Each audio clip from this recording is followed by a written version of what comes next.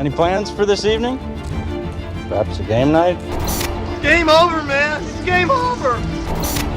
Shut up. Play the game. Play it from your heart. 26 years ago, we started playing a little game. Now, we're all gonna sit down, we're gonna finish it. And may the odds be ever in your favor. And here we go. Hello, welcome to another episode of Dice Camera Action, a mashup podcast about board games and movies where cardboard meets the silver screen. Each episode we review a board game, and if you're a cinephile, you could stick around for an in-depth discussion on a movie with a similar theme. Today, we're going to have some shoutouts, and then we're going to be reviewing Force Shuffle and Where the Wild Things Are as the thematic pairing. So excited for all of that. Before we get started, just want to welcome our regular co-host Andrew. Hello, Andrew. Hello. What's going on? Things are great. How are you? Things are great. Good. Yeah, you're gearing up for Gen Con, so that should be exciting. I'm excited to hear you.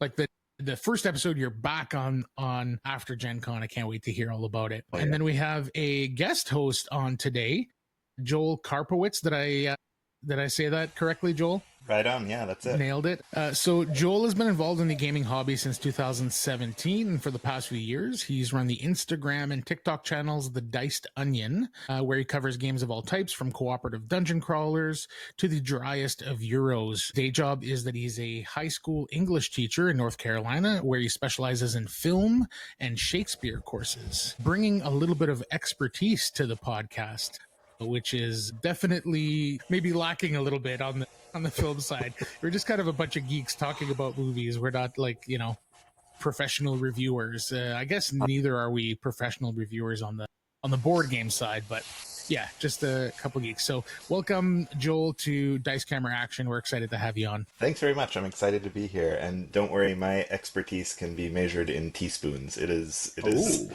teaching high school students is really just the basics of how a film gets made and kind of what the terminology is. So I wouldn't consider myself too much of an expert, but I just love movies. So well, the pressure's on now. Officially, you've been branded as the expert. It's too late. It's too late. Cool. So I decided, since we have a guest host on, to have a little bit of an icebreaker. So have a little bit of a surprise game here. I've never done this before. I had this idea, and so I threw it together, and we'll see how it goes. It might be a disaster, but we'll give it a shot. I'm calling this game Director's Cut, and it's essentially a version of Would You Rather, but of course we're board gamers, so we're not going to keep things simple. So I've kind of blended the Would You Rather with an I cut, you choose mechanism.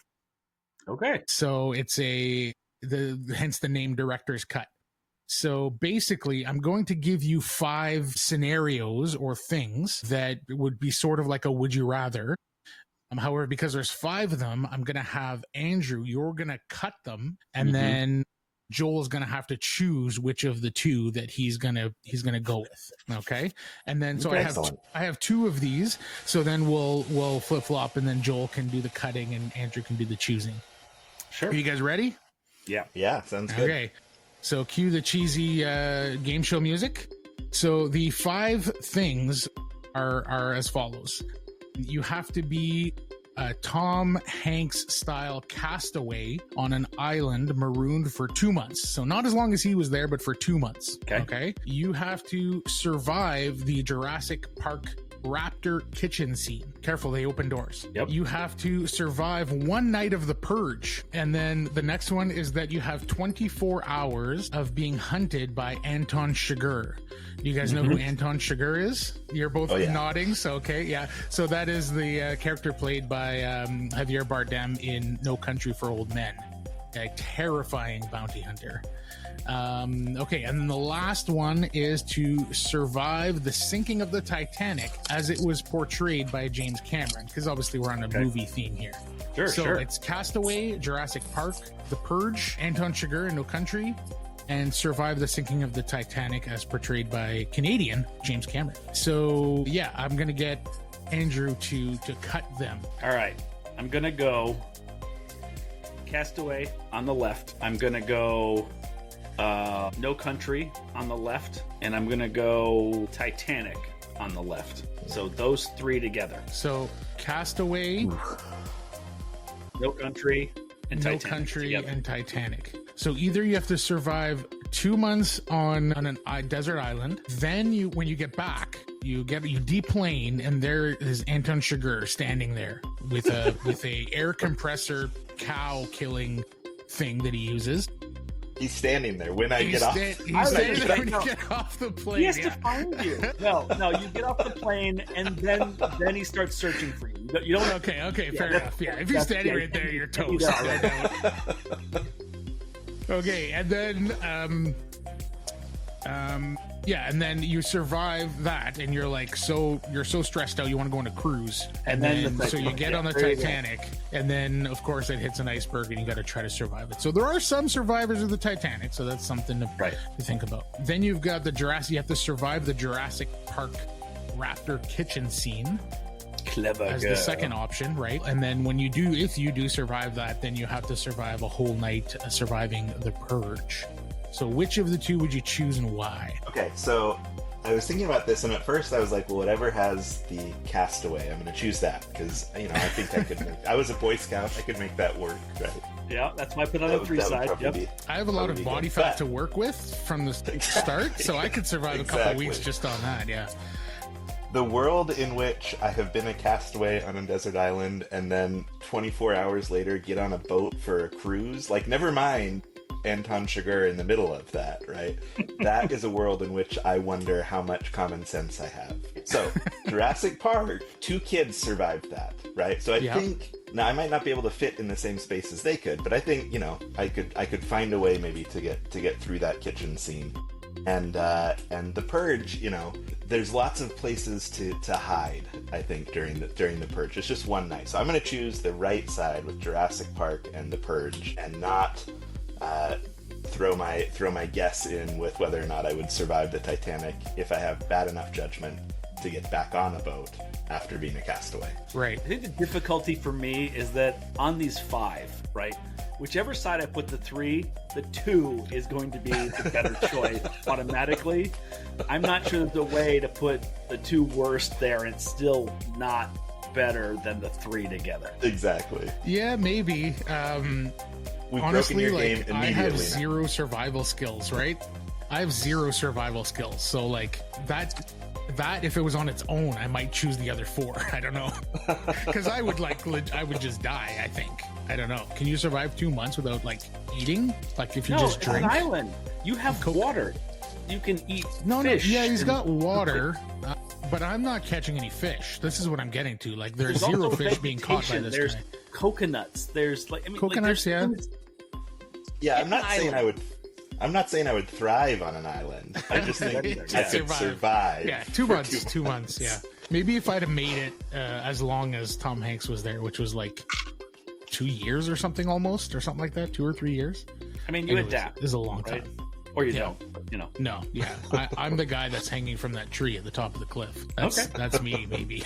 Actually, I wouldn't have the strength to climb up there, probably. Okay, so, Joel, your turn to cut, and Android, you're going to choose, okay? So, This one's a little bit sillier, and it's not as, like, scenario related, but, okay, so, only be able to say, I am Groot, for the rest of your life, and you have a little raccoon friend that has to follow you around to translate for everybody. That's a benefit. Okay. So it's negative, but a little bit of a positive there. And you have a buddy. Hopefully he's nice to you. Only be able to whisper for the rest of your life. So if you have those two together, then you have to whisper, I am Groot, for the rest of your life. You have an automatic reflex. This is a weird one. I don't even know how this arrived in my brain, but you have a reflex, an automatic reflex where you close your eyes immediately if somebody's looking at you for the rest of your life. So as long as nobody's looking at you, you can look around, you can live your life as normal. So like when we're board gaming, it's like, okay, everybody close your eyes so I can play my turn. You have to go completely hairless for the rest of your life, and you choose the how you do it. So you have to either shave your entire body every morning or every couple days, or come up with some of the solution. But you're not allowed to have a single speck of hair on you for the rest of your life.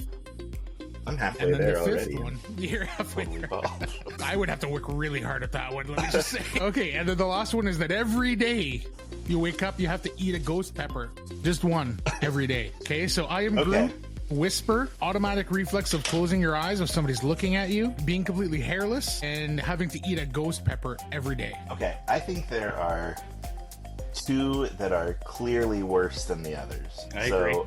I think I'm gonna split those and make them Have a to, little right? That's the way. Okay, harder. which All right, so which two are those? so I think the closing your eyes every time someone looks at you would be an exhausting way to go through life. I mean, can you even drive at that point anymore? Because if someone looks over probably at your not. car, Yeah. right, you're done.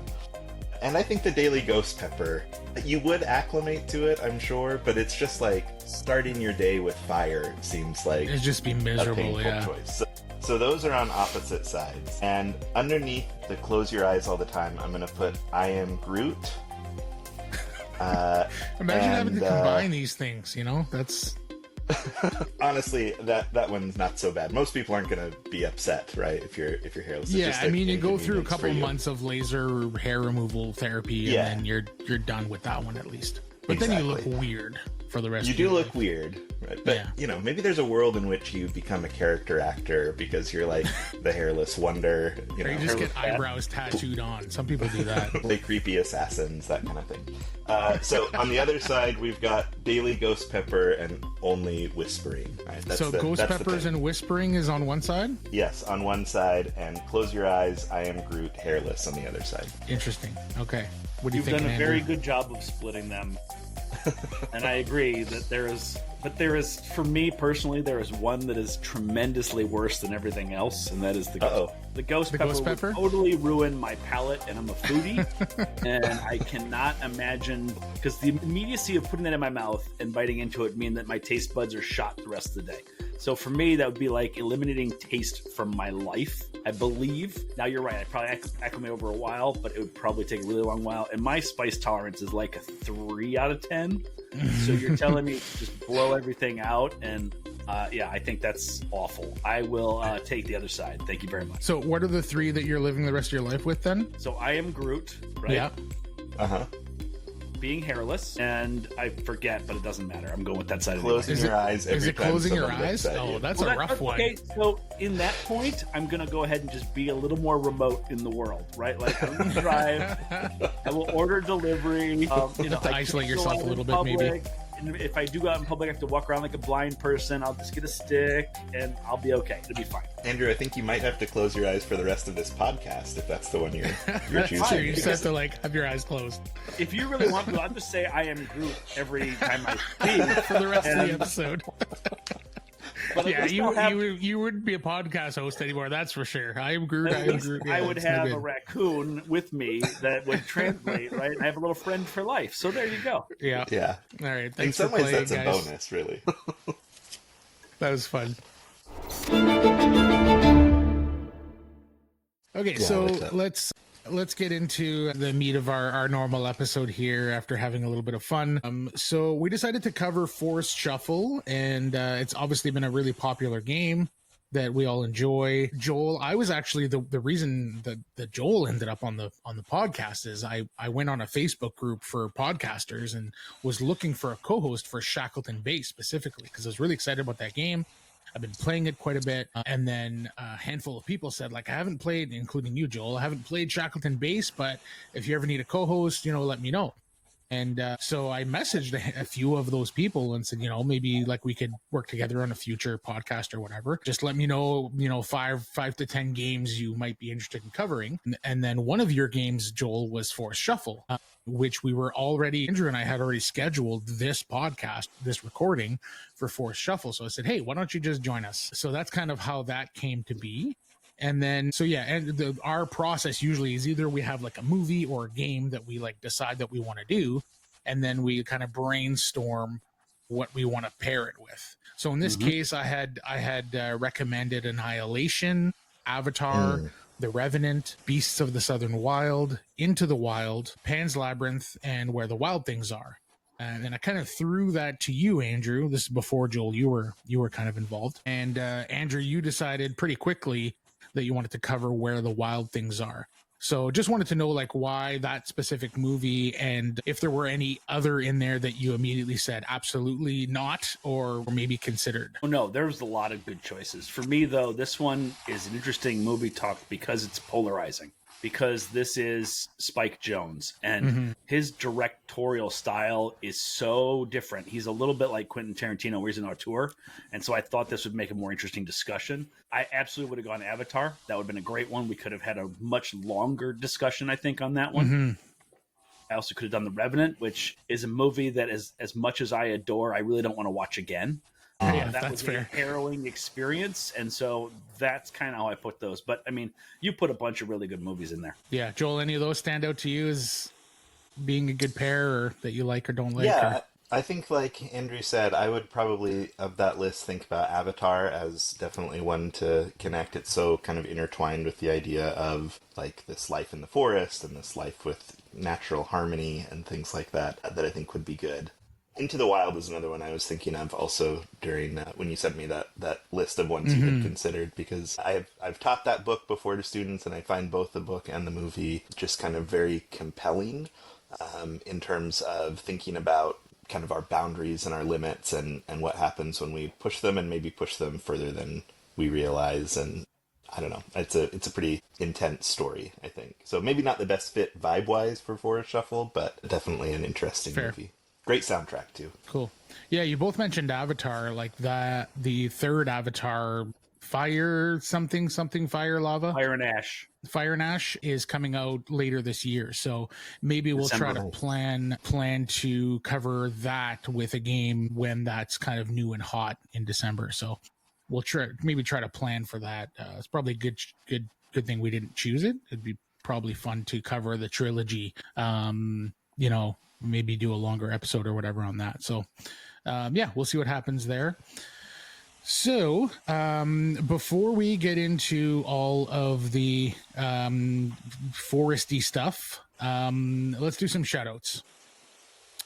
So typically, Joel, I think I prepped you for this a little bit, but we'll choose a movie and not necessarily just a movie, but any piece of media. Could be book, TV, movies. We've even had some video game shout out in the past. So yeah, any media that you've been kind of taking in and a game. So Andrew, do you want to start us off with something? Sure. I've got two things that I've been consuming lately. One of them is The Residence on Netflix. It's Shonda Rhimes' newest TV show, and boy, is it good. If you like Knives Out, if you like Agatha Christie, if you like Murder on the Orient Express, those kind of things, this show is for you.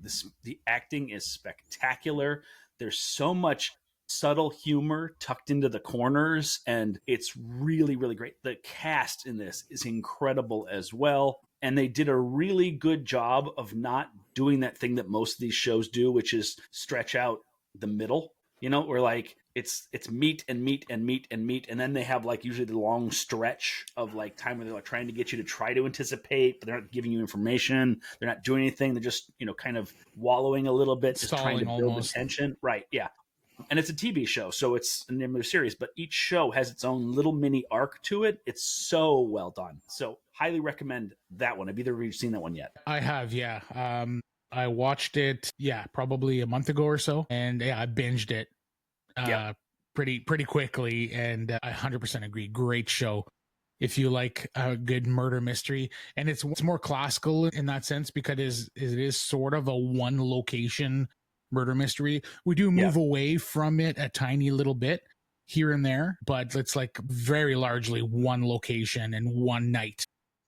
Now, to be fair, that one location is the White House. It is the White House. It is an interesting location. I think that's the kind of twist on this genre, is that it takes place at a state dinner where Australians, the Prime Minister of Australia and his entourage, have come to the White House for a big fancy state dinner. And obviously you can imagine the amount of staff required to run not just the White House, but a state dinner, and how many people are there. So that's kind of the fun twist, is that it takes place in the White House and all the complications that kind of come with that. But I'll also say this, hilarious and fun. the set building is spectacular, Mhm. and there's a couple of shots in there where I just was like, wow, when they did like a cutaway scene and then pulled back and it made it like a dollhouse, like so you could see all the rooms at once. There was Oh, some yeah. really, really beautiful cinematography done in this as well. Yeah. Yeah, it's really, really cool.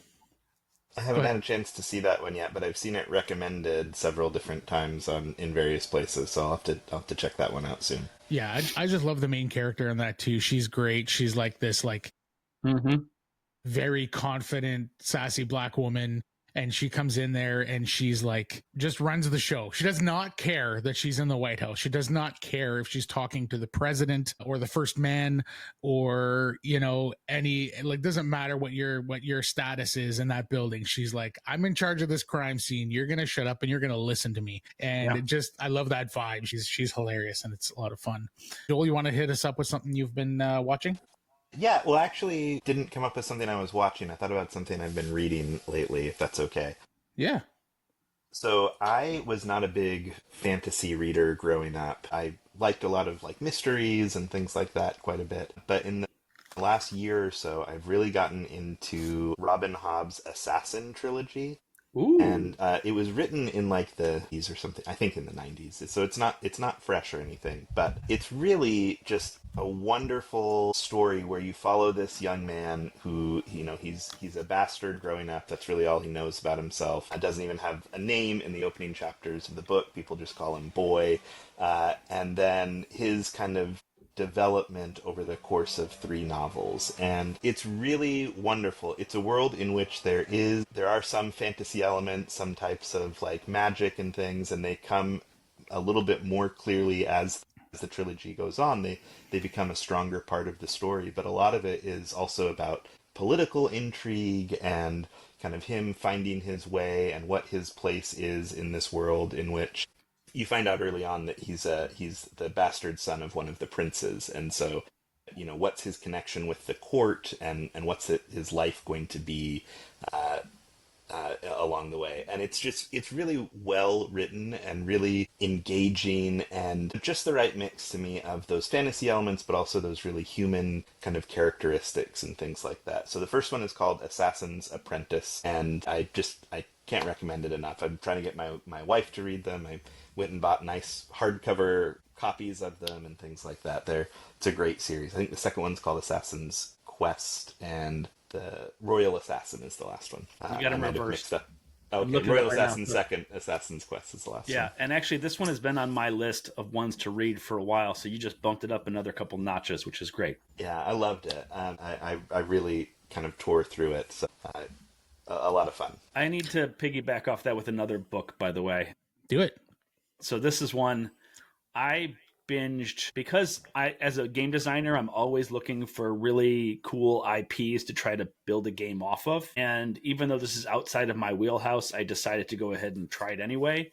And I read The Fourth Wing and then followed up with The Iron Wing. So this one is a story of people who ride dragons in a military academy and then face down essentially a zombie horde, even though they're not zombies, right? That's the way I can assimilate them for other people. It's essentially people who ride dragons and use the dragon's powers to do special ability things that's based on their personality, versus people who decided that they would just take the power from the land themselves and then become monstrous creatures. And so it's good versus evil in this way. The books are kind of really impressive in their world building, while simultaneously also deciding that the book needs to be 75% teenage angst, and dealing with their emotions and how their emotions evolve over time and change and get, you know, misunderstandings based on jumping to conclusions. It's got a little Three's Company in it too. Yeah, it's one of those things where like I can't necessarily recommend it, but it's kind of such a cool idea that I can't wait for the TV version of this book versus reading the book again. Is it YA? It sounds a little YA. Definitely YA, but it's the adult side of YA, as there are several steamy Okay. X-rated passages in this one. So they definitely don't hold back from more adolescent experience the way adolescents would generally try to experience this world. And I actually appreciate that in a way that makes me cringe, if that makes sense. Are there steamy Yeah. dragon scenes? Let's not get into that thing. Matt, I'm learning so much about you just in this podcast. Just you wait. Just you wait. This is the kind of thing that if I was a kid, I would be like, ooh, I get to read that forbidden text kind of thing, right? Like, but now it's like when I watch a sex scene in a movie, I almost want to just look away and be like, can you just do it in your own time? Like, I'm not like so conservative. I don't want people to do stuff like that. It's just, I don't need to see it. Yeah, I'm not sure I agree. It feels like sex has been completely taken out of Hollywood in the last like 15 to 20 years. And I'm not saying like I need sex to be in every movie, but there should also still be sexy movies, right? Like Sinners is a really good example. I don't know if either of you have seen Sinners lately, but it is like, it's really great. It's fantastic. The music elements are unbelievable. There's like blues and folk music in there, and if you're into that stuff, it's excellent. But it's also a really fun vampire movie, and it's also still very sexy, which is fun to see on screen because you just don't see a ton of that anymore. Yeah, I think it's got its place, but it feels like Hollywood's moved completely away from movies being sexy, and I'm not sure it needs to be at this pole. Basically, yeah. I'll pivot off that slightly and just say I feel like movies have become sexualized in an unsexy way. I feel like in general now, when I see stuff, it's more cringe or more to have an emotional response than it is to titilize or excite me. And that's also part of why I feel the way I feel. Probably feels a little more shoehorned in as opposed to being part of the like tapestry of the film. Maybe, yeah, that's fair. Okay, so Stranger Things is one of my favorite shows from the last, probably decade or so. I've really enjoyed it, and the final season is coming out in November. So there's another podcast that I follow called Streaming Things. And they started off as a Stranger Things recap podcast. And then, obviously with like it is with lots of shows, especially Netflix shows, it seems there's like years and years sometimes between seasons, and Stranger Things was no exception. And so in between seasons, and then since the last season aired like 2-3 years ago now, it seems like forever, on Streaming Things, they've been just covering other shows and other movies, and they're just kind of like a multimedia recap kind of podcast. And I've really been enjoying that, their content. And then so like 3 weeks ago, they announced that they were going to be rewatching and doing recap episodes for every episode from the beginning leading up to November when season 5 comes out. So I decided to go along the adventure with them and rewatch Stranger Things from the start, and then kind of listen to the podcast episodes. I don't know if do you guys listen to recap episodes at all ever? No, I listen to too much board game content. Yeah, fair. Yeah, I haven't really listened to too much recap. Yeah, that's fair. I do it with shows that I really love. And the main reason for me, and this is just my own, the way that I like to enjoy content. I listen to a ton of podcasts. I listen to podcasts when I'm driving, when I'm mowing the lawn, when I'm doing the dishes, and I listen to them quite a bit. And so I love living in a world of a show, right? And the first time I discovered recap podcasting was, I think, with Game of Thrones. And the reason for that is because I was 3 episodes in and I was lost. I was like, there are so many characters and locations, and I'm having a really hard time keeping track even. So I, went looking for a recap of some kind, and I stumbled upon this recap podcast called Cast of Kings, which is excellent. And so, yeah, I would like watch an episode and then I would listen to so you get to kind of relive the episode without rewatching the episode, but you kind of relive and live in that world for another hour or whatever, how long the episode is. And you glean a lot more from the show, I find, as well, because like people will like dissect certain things and they'll talk about what they like and what they don't like and characters they like and stuff like that. So yeah, it's just, I just love doing it for shows that I'm like really invested in. And like, so I've listened to like Westworld recap podcast, Game of Thrones, The Last of Us, and now Stranger Things, and probably a couple others, but just some of the ones that I really, really love. So all that being said, I'm rewatching Stranger Things, starting from the beginning. I'm 3 episodes in, and man, that show is so good. Are you guys fans? Oh yeah, I love that show. We've like you said, the long pauses in between seasons has sort of made the excitement for it wax and wane a little bit. Yeah. But I'm really excited for the last season. I know we'll do a rewatch of all the seasons. I saw the first 2 seasons, and I feel like I kind of had enough. Like, it was good, and I enjoyed the thing, but then I felt like it kind of overstayed its welcome. Now, I don't know if it got better in season 3, 4, and 5, and I appreciate for people who will love that kind of thing, please have at it and enjoy the hell out of it. But I am the opposite of Matt in that I don't consume every single piece of semi-horror that exists. So there's that too. Yeah, fair. I mean, obviously this isn't in your wheelhouse, though I know you enjoy horror here and there. But yeah, if I wasn't a huge fan of horror, I could see myself having dropped off after season 2. It was a little bit weaker, and I think by far the weakest of the 4 seasons that are out currently. Season 3 was really good and a nice rebound, and season 4 I think was even better. Yeah. And kind of reaches the heights that season 1, in my opinion, anyways. Great show. If you haven't heard of Stranger Things, it feels like an old Spielberg-esque kids on an adventure, but with some horror elements kind of put in there. So it feels a little bit like the Goonies kind of thing. A bunch of kids trying to solve problems in kid ways, and the kids are so charming and so good. The mystery is really interesting and fun. The horror elements are great. The performances, and it is so well written. Like the script, the plot, and the way that it's shot. The Duffer Brothers are doing incredible work, and it really is an homage to the 80s. So it's also set in the 80s, in the kind of early to mid 80s, and they do an excellent job at not only like, you know, showing you what the 80s were sort of like, but also like mirroring a lot of the 80s content that we all kind of grew up enjoying, at least our generation. So yeah, I just love everything about that show, and I just love the vibes of it, and that score, the synth score, and the opening like gets me every time. I get goosepimples. I'm like, this is just so great. Anyway, Stranger Things, I've been rewatching it and loving it. Had it had more Goonies in it than it did, I would have watched more of it. Yeah. Yeah, I mean, I don't know if you're inclined to give it another shot, but if you are, seasons 3 and 4 are huge improvement on season 2. Season 2 was just okay, in my opinion. Still very watchable, still good, but it dipped a little bit for sure. And but they rebounded, I think, in a big way. Andrew, what have you been playing? I think one of my new obsessions has been Tower Up.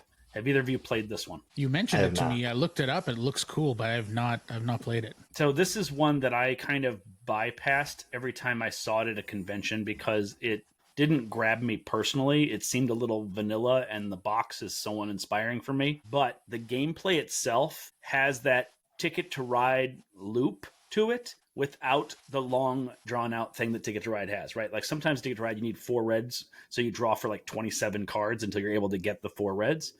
In this one, there's only 4 different resources. And so you have 3 cards to choose the resources you want to pull from it. So one might have, 2 whites and a black, or it might have 3 different kinds or something like that. And you can choose the card and you get those resources, which is very nice. And then you use those resources to build buildings on the thing. But here's the thing about what you're building. Whatever you build has to be a different color than what's next to it. And you have to have every color for everything that's attached to it. So if I want to put a black down next to a white, I have to have a white. But if it's also connected to a gray, now I have to put down a black, a white, and a gray. And so you're constantly building the entire board at double or triple the speed you normally would in a game like this. Also, after you put those pieces down, you have to pick one of the buildings to put the cover on top of, put your little roof on top of. That claims that building is yours temporarily. You also score the height of that building. So if it's too high when I put my cap on it, I'll move down the track 2 spaces. Or if it's 3 high, 3 spaces, and so on. The other thing, too, is if someone else covers my building with their piece by building next to it, now I don't have that building anymore. So I no longer have that claim. So you're spending the game trying to tactically cover up buildings in a way where they can't be covered over on the top of yours, while also trying to set up and execute public goals about where to put buildings and claim them. So it's really a beautiful, elegant experience. And I think if this game was a different genre as far as theme, if it wasn't buildings, it would go off like gangbusters and be a Spiel des Jahres winner. This is an amazing game that nobody's talking about, so please go out and check it out. It's also available on Board Game Arena to try out if you want to check it out there first. Oh, yeah, I might do that, yeah. Yeah, it sounds like a weird mix between like Santorini, Ticket to Ride, and like the Estates, maybe. Yeah. Cool. I'm gonna check that out. It sounds like the turns are like really satisfying. Like you can make, it's the type of game where you do something and then somebody's like, "Ooh, nice move," and then you kind of get those feels. As soon as we're done, Matt, if you want to play, I'll play with you. Okay. Joel, what do you got for us? So lately, my wife and I have been playing a ton of Dwarf Romantic Sakura. Ooh. So I don't know if you all have played any of the Dwarf Romantic games before. Not yet. I had not. This is our first exposure to it, and she really liked the Sakura theme, the cherry blossoms and things. So it's a really kind of simple tile laying game. You always have you have a stack of tiles that are task tiles, and you have a stack of tiles that are landscape tiles. And your first 3 turns, you're going to choose task tiles. And task tiles tell you, okay, you need a connected set of 4 rice paddies or 6 cherry blossoms or whatever the case may be. And you work in, once you've got 3 tasks, you work on building those with the landscape tiles you draw. And then if you solve a task, you take the little marker off of it and draw a new task tile. And so it's really basic in terms of the gameplay. But what's so compelling and addictive about it is that every game you kind of tally up your score and you get a certain number of movement points on a campaign sheet. And the campaign sheet opens up boxes. It's not like a legacy game, it's just like new materials that are going to be added in. It could be new types of tiles, it could be new ways of scoring points, it could be, one of the things you do in the game is you want to build a longest river and a longest road. And so now you can open up a piece that has a 3-branch river, so you can go 2 different directions instead of just one. Or a dam piece that'll stop the river, because if you have a goal of like building a 4 or 5 or 6 river tile, you can't put that task in a place where you can't complete it, right? So if I've already got 6 river tiles, I can't build my next task tile there. I need to put it in a different spot. So this progression as it opens up is just so compelling. It's just the right amount of like incentive to be like, okay, let's just play one more because I want to see, what this next piece is going to do, and when we add it into the gameplay. And so we have just been loving it. We started playing it while we were at the beach on vacation, and as we were driving back, my wife was like, I think we just need to play at least one game every day until we finish this game. And that's kind of unheard of for her to have that idea, and we're both just loving it. The games are fast, you can play it in 30 minutes or so, and so it's easy to do multiple if you want to, but it's also, even if you just do one, that little perk at the end of, okay, what are we opening up this time is just excellent. So that is one I can't recommend enough. It feels like a video game, the way it you're like, oh, I'm so close to getting that next achievement. I just want to play a little bit more to get that next achievement. And it's lovely. It's really fun. Yeah, well, it's appropriate because it was a video game, number one, but also the fact that it won the Spiel des Jahres means it's not garbage. Like, it's got to be good, just a matter of how good. Yeah, absolutely. I didn't realize that the original had won that. Or did the new one win this? Sakura? The original one did. The original, okay. And yeah. Well, this Sakura version, I don't know. I can't get enough of it. Hopefully one day I get the opportunity. It sounds really cool and it looks really cool. I'm looking at like some pictures on BGG. Mm-hmm. Yeah, it looks really like beautiful on the table, and building up puzzles like that with tiles is always really satisfying. It's really nice because a lot of tile laying games, you have to like, oh, I got to make sure it matches. The only thing that has to match is a river can't just end up with a straight non-river tile, and same with the roads. But everything else, you can be like, oh, let's just close that off and we'll start something new, or. So you've got a lot of freedom and flexibility. If you do get a chance to try it, Matt, make sure you play at least a couple of games, because that ability to unlock, to open up the next thing is part of what's so fun about it. Fair enough. Cool. The game I wanted to talk about was, I played for the first time ever Caverna.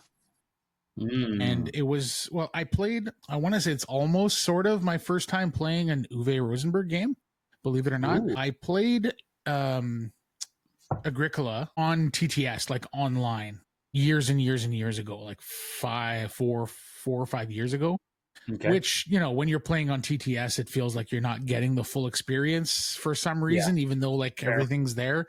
But when you play online, it just doesn't quite feel the same. So I kind of only count it as half play. And I remember liking it quite a bit. I remember liking the challenge, and but it felt like a lot for, especially having to try to play that for the first time online on TTS. So like I was a little bit lukewarm on it, but I never held that against it because of how I played it, right? So that being said, we played a 5-player game of Caverna the other night, and it probably went too long and it felt like it dragged quite a bit.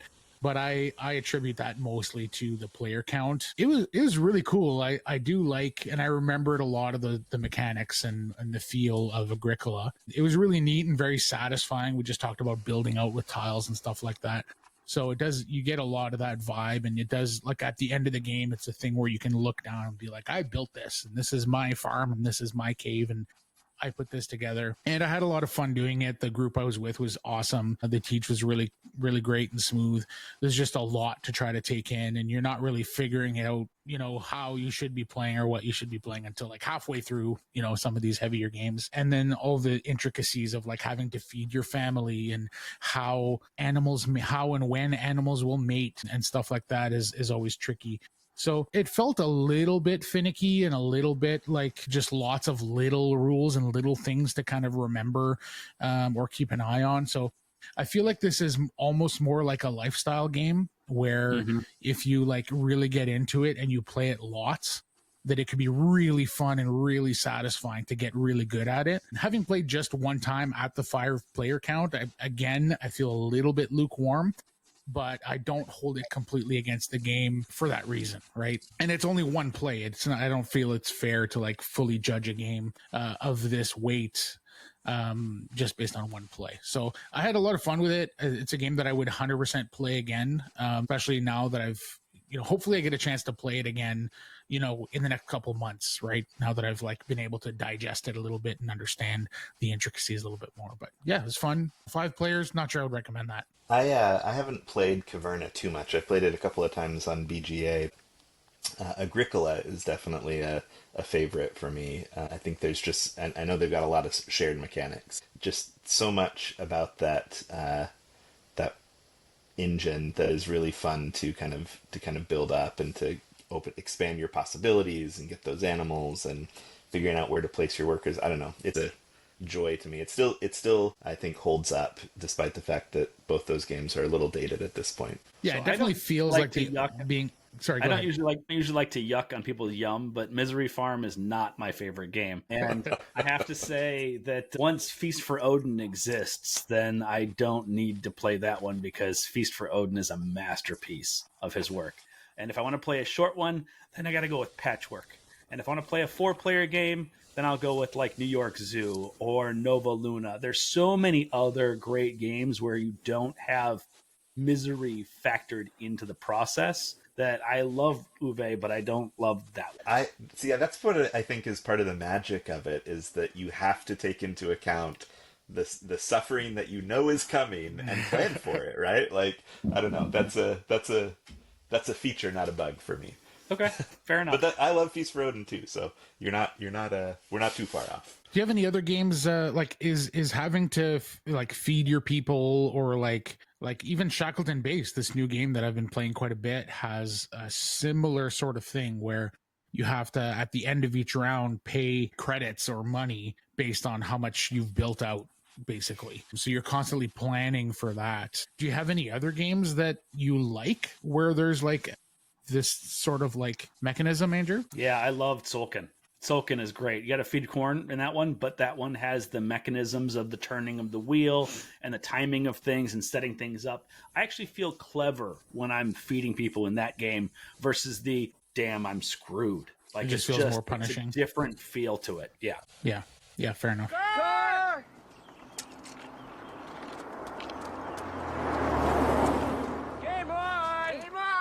Yeah, let's move into our feature review of Forest Shuffle. So Forest Shuffle was published in 2023 by Lookout Games. It was designed by Kosh, Kosch. That's all it says. So I guess this person feels like they've earned the single name like Madonna type title. Art by Tony Lobit and Judith Piella. Hopefully I haven't massacred those names. Plays 2 to 5 players in 40 to 60 minutes. Has a weight on BGG of 2.20 and currently a 7.7 solid rating on BGG. So, Forest Shuffle, otherwise known as Forest Swipe, when nature gets entangled. In Forest Shuffle, you're not just growing a forest, you're curating the ultimate woodland hookup hotspot. Trees are looking to put down long-term roots. Foxes are prowling for the perfect den mate. Mushrooms, they're into some weird symbiotic stuff. Everybody's got a type, and you're here to make the magic happen. It's a world where ants thirst for aphids, bats cozy up to blossoming trees, and frogs just want a wet place to vibe. Play your cards right, and you'll build a thriving tangle of interconnected lovers, roommates, parasites, and power couples. Play them wrong, and you'll be left with a lonely birch tree and a very disappointed badger. Eco strategy meets woodland matchmaking. Download Forest Swipe now. It's competitive, cozy, and just a little bit kinky. Good Lord. That's for you, Andrew. I thought we'd stick with the sexy theme for the episode. You don't like it? Somehow you made forests lewd. That's impressive. Pulled it off. I was gonna say we're all frogs in that description, right? Just looking for a wet place to vibe.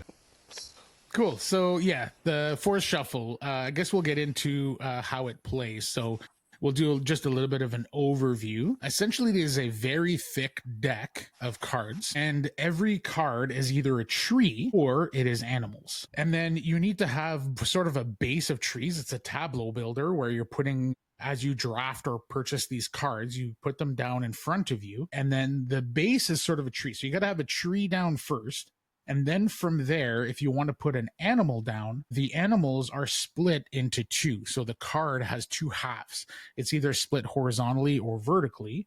And if it's split horizontally, that means you've got an animal on top and an animal on bottom. And then you will then place these animals onto the trees. And the way you do that is you'll tuck the animal, the half card, hiding one of the two animals, and you tuck it behind the tree, only leaving visible the animal you're choosing to play. Right. And then one of the neat mechanisms of this game is that each of these animals has a cost to play on the top left corner of the card. And the cost is always just other cards. So I'm looking right now at the Chanterelle mushroom. So if I wanted to play that, the mushrooms are obviously going to be on the bottom of a card. And then I have a peacock butterfly on the top side of this card. So the butterfly actually costs 0 cards, so I could play it for free. And then if I played the butterfly, I would put it on the top of my tree, tucking the mushroom behind, hiding it. And then the butterfly will score based on how many different butterflies I have in my forest at the end of the game. So if I have just the one butterfly, it'll score me 0 points. But if I have 2, 3, 4, or 5 butterflies, it'll score me 3, 6, 12, and 20 points, respectively. Alternatively, I could tuck the butterfly behind the tree, leaving the mushroom visible. The mushroom, however, costs me 2 cards. So I would tuck that behind my tree, and then I would have to take 2 other cards from my hands and put it in the clearing. So the clearing is basically just this board in the middle of the table. And then the clearing becomes a place where you can actually draft cards from. That people can just take them on their turn. So then, my mushroom goes down, and then the mushrooms, I believe, I think they usually have an ongoing effect. This one, for example, says whenever you play a card with a tree symbol on it, I get to draw a card. So the mushrooms will give you long-term abilities. And all of the cards, there's deer, there's like squirrels and bats and bugs and ants and all sorts of flora, fauna, as well as you'll even get like deer and other types of, I'm trying to think of what type of animal a deer is, but other like hoofed animals. I say that because the symbol representing them is like a little hoof, but there's rabbits, there's all turtles, all kinds of things. And basically it's a tableau building, and every single one of these will say scores X amount of points if paired with X amount of other things, right? So they all just kind of like cascade and blow up into this like big point scoring frenzy at the end of the game. But the really neat thing about this game for me is the cost of these cards is other cards. So it's very, very simplistic. It's very easy to understand. I'm putting down this mushroom. I have to pay 2 cards. So then I go ahead and I put 2 cards on the tableau. And this is where, for me, the magic of Forced Shuffle is that those cards now become available to draw by other people. So on your turn, you can either play one of these cards onto your tableau, or you can draw cards. So if you see a couple of cards on the clearing that you want, you can just grab them, and that's your turn. So sometimes you're stuck. You really need to play this card right now, but the other cards in my hand I also have plans for and I want to keep. So maybe you put them out there hoping nobody else is going to grab them, and depending on the player count, it might come back around to you and you can kind of snag those cards back. So there's lots of like keeping an eye, and this is the reason I like Forced Shuffle, is that it's not too long. And though like the quote unquote player interaction of this game is not necessarily messing with other people's boards or messing up their plans, but you could keep an eye, if you wanted to play that sort of game, you could keep an eye on what they're working on, and then you could, hate draft and take some of the cards away from them by taking them and using them yourself. So yeah, there's basically, we do this until, so there are 3 winter cards that you shuffle into the top third, middle third, and bottom third of the deck. And then as soon as that third winter card gets revealed, the game immediately ends. There's no like one last turn. There's nothing else. It's just like the game just grinds to a halt, and then everybody looks at their board and counts up their points, and that's the end of the game. So I think I've covered like 99% of the rules here. There's a little bit more intricacies in the way some of the things score and the way that you pay for certain things and trigger abilities, but we don't need to get into all of that. But you basically know how to play Forced Shuffle now. It's fairly simple. But what I was getting to is that it plays in like 45 minutes to an hour, depending on the player count. And the amount of player interaction is not high. So that's something to consider, whether or not you're going to like this game. But also for me personally, I'm okay with a game with very little player interaction as long as it doesn't go 2-3 hours, right? So yeah, that's basically the how it plays. We can get into kind of our general thoughts of the game and what we like and that sort of thing. So Joel, you want to give us a little bit of an overview of your experience with Forced Shuffle? Yeah, I love this game. I've played it probably over 20 times at this point, which maybe is not a ton in the big scheme of things, but it's definitely on my higher end of frequently played games. And I don't know if I would fully agree with you about the player interaction. 100% agree with you. And okay, yeah, let's hear it. Yeah. I think one of the real kind of choices in the game are figuring out what your opponents are doing and how to deny them that, right? Whether that's right. Making sure that you're discarding cards right when the clearing is going to be cleared, or just holding on to a card that would make their engine really, or their tableau really work beautifully. And I really like that choice. I like this game on the table a lot. One of the problems I have with it on the table is the scoring is just kind of a pain to do at the end of the game. But yep. I don't mind that. I mean, it's still a lot of fun on the table. I really learned that, though, in playing on Board Game Arena, is sort of being able to see clearly, I see what they're doing with their tableau, and it's really smart, and this card would really help them, and I am not going to give it to them, is, I think, so much a part of what makes the game work well. I don't know. There's so much that I really like about this game. When you were talking about the paying for cards with cards, it kind of struck me again what a brilliant kind of choice that is. I think maybe a lesser game design would have complicated that with a different kind of resource, or like, you have to play for this forest card with 2 animal cards, whatever the case is. And no, all cards are created equal. You might get some bonuses, but sometimes you have to decide, do I hold on to this and play it when I can get that bonus, or do I just need to get it down right now and let the bonus go, otherwise it's just going to sit in my hand here forever. And I really like that choice as well. So I don't want to dominate here. I've got plenty of things to say about this, but I think it's just a brilliantly designed game that I didn't expect the first time I played it. I was like not ready for the kind of levels that it had me thinking. I can 100% agree with that. This game is the kind of game where you can play, and it is a little face down. It is a little just pay attention to my own thing. And I think you get the joy out of playing it that way and just being like, oh, I see how the rabbits can huddle together and do all thing. That makes sense. Oh, and then if I can get the fox in play, I get to draw a number of cards based on the number of rabbits I have. So I got 3 rats. That's 3 cards. That's really powerful. That's so cool, right? Like, and it's this symbiotic relationship that really plays out in this, and I feel that. Then the thing is, you play the first time, and you go, oh, okay, I understand how that works now, and I'll play better the second time. There's a learning arc in this game, which I think is gorgeous, right? Like, you look up from your thing, and you're like, wait, how did you get double my points? I see you have a wolf and a deer. I didn't think the deer were that cool. Okay, fine. And you kind of like learn how that whole process evolves. And somebody else beats you in butterflies. And then somebody else hits you with the bat card the first time, where they drop the gnat down and drop like 6 bats in a row. And you're like, whoa, this game goes in so many different directions, right? Like, It's really cool. And I think that's where the really amazing part of this game is. And I don't want to get into like or dislike too much at this point, but I love games that have a gigantic deck of cards, because that means that over time I will be able to explore that entire deck. And yes, eventually you learn the deck enough and you get everything lined out that it becomes a little more old hat.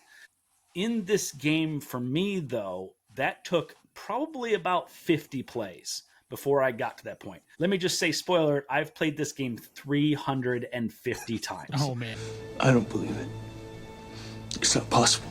And most of that has to be on BGA. No. Not even? My wife and I, we play this constantly. Whenever we're that much time in the world.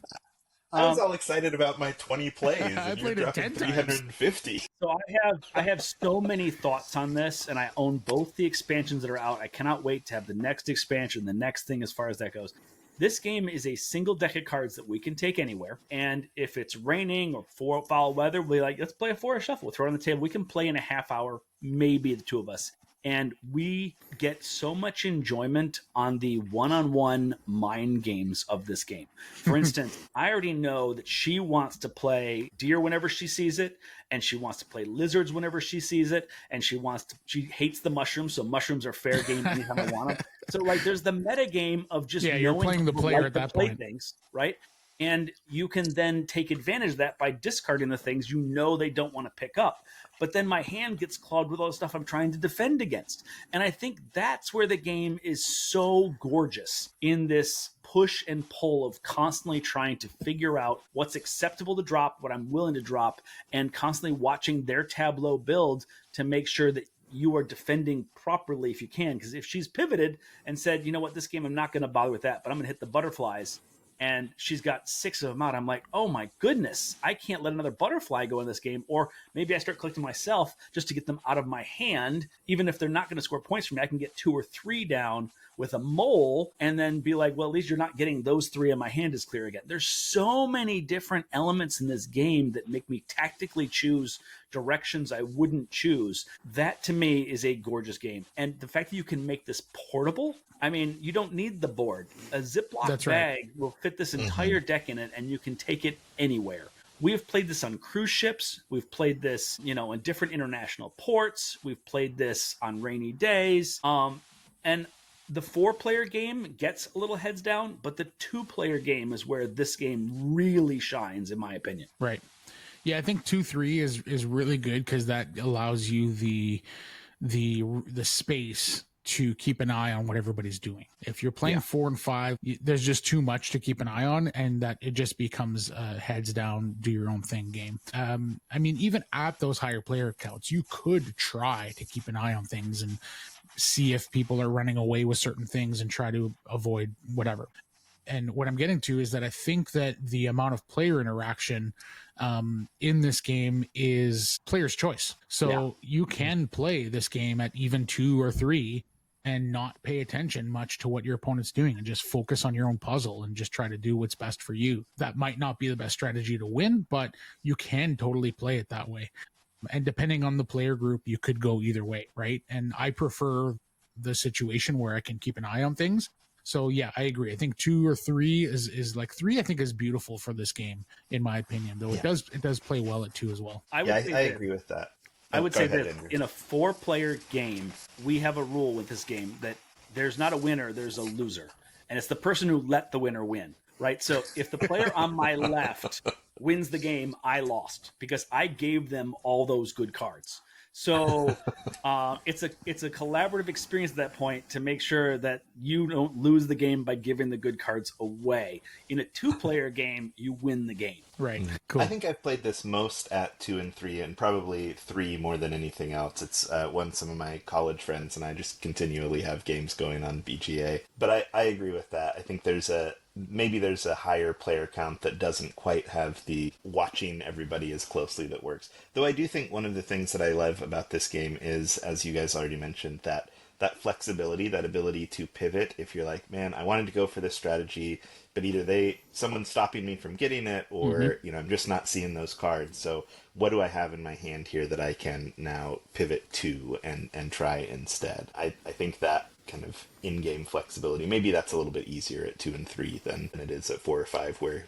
you're a little bit more beholden to, as you said, Andrew, the skill of the player to your right. It's amazing how much game they've packed into this deck of cards. And I guess the reason is because, like, probably, I don't know what the percentages of animal cards versus tree cards, but I want to say it's probably like 60% animal cards, 40% trees, or maybe a little bit heavier on the animals. But each of those is split into 2, right? So basically there's twice as many animals on a card as there are trees, plus there are more animals than trees in the deck.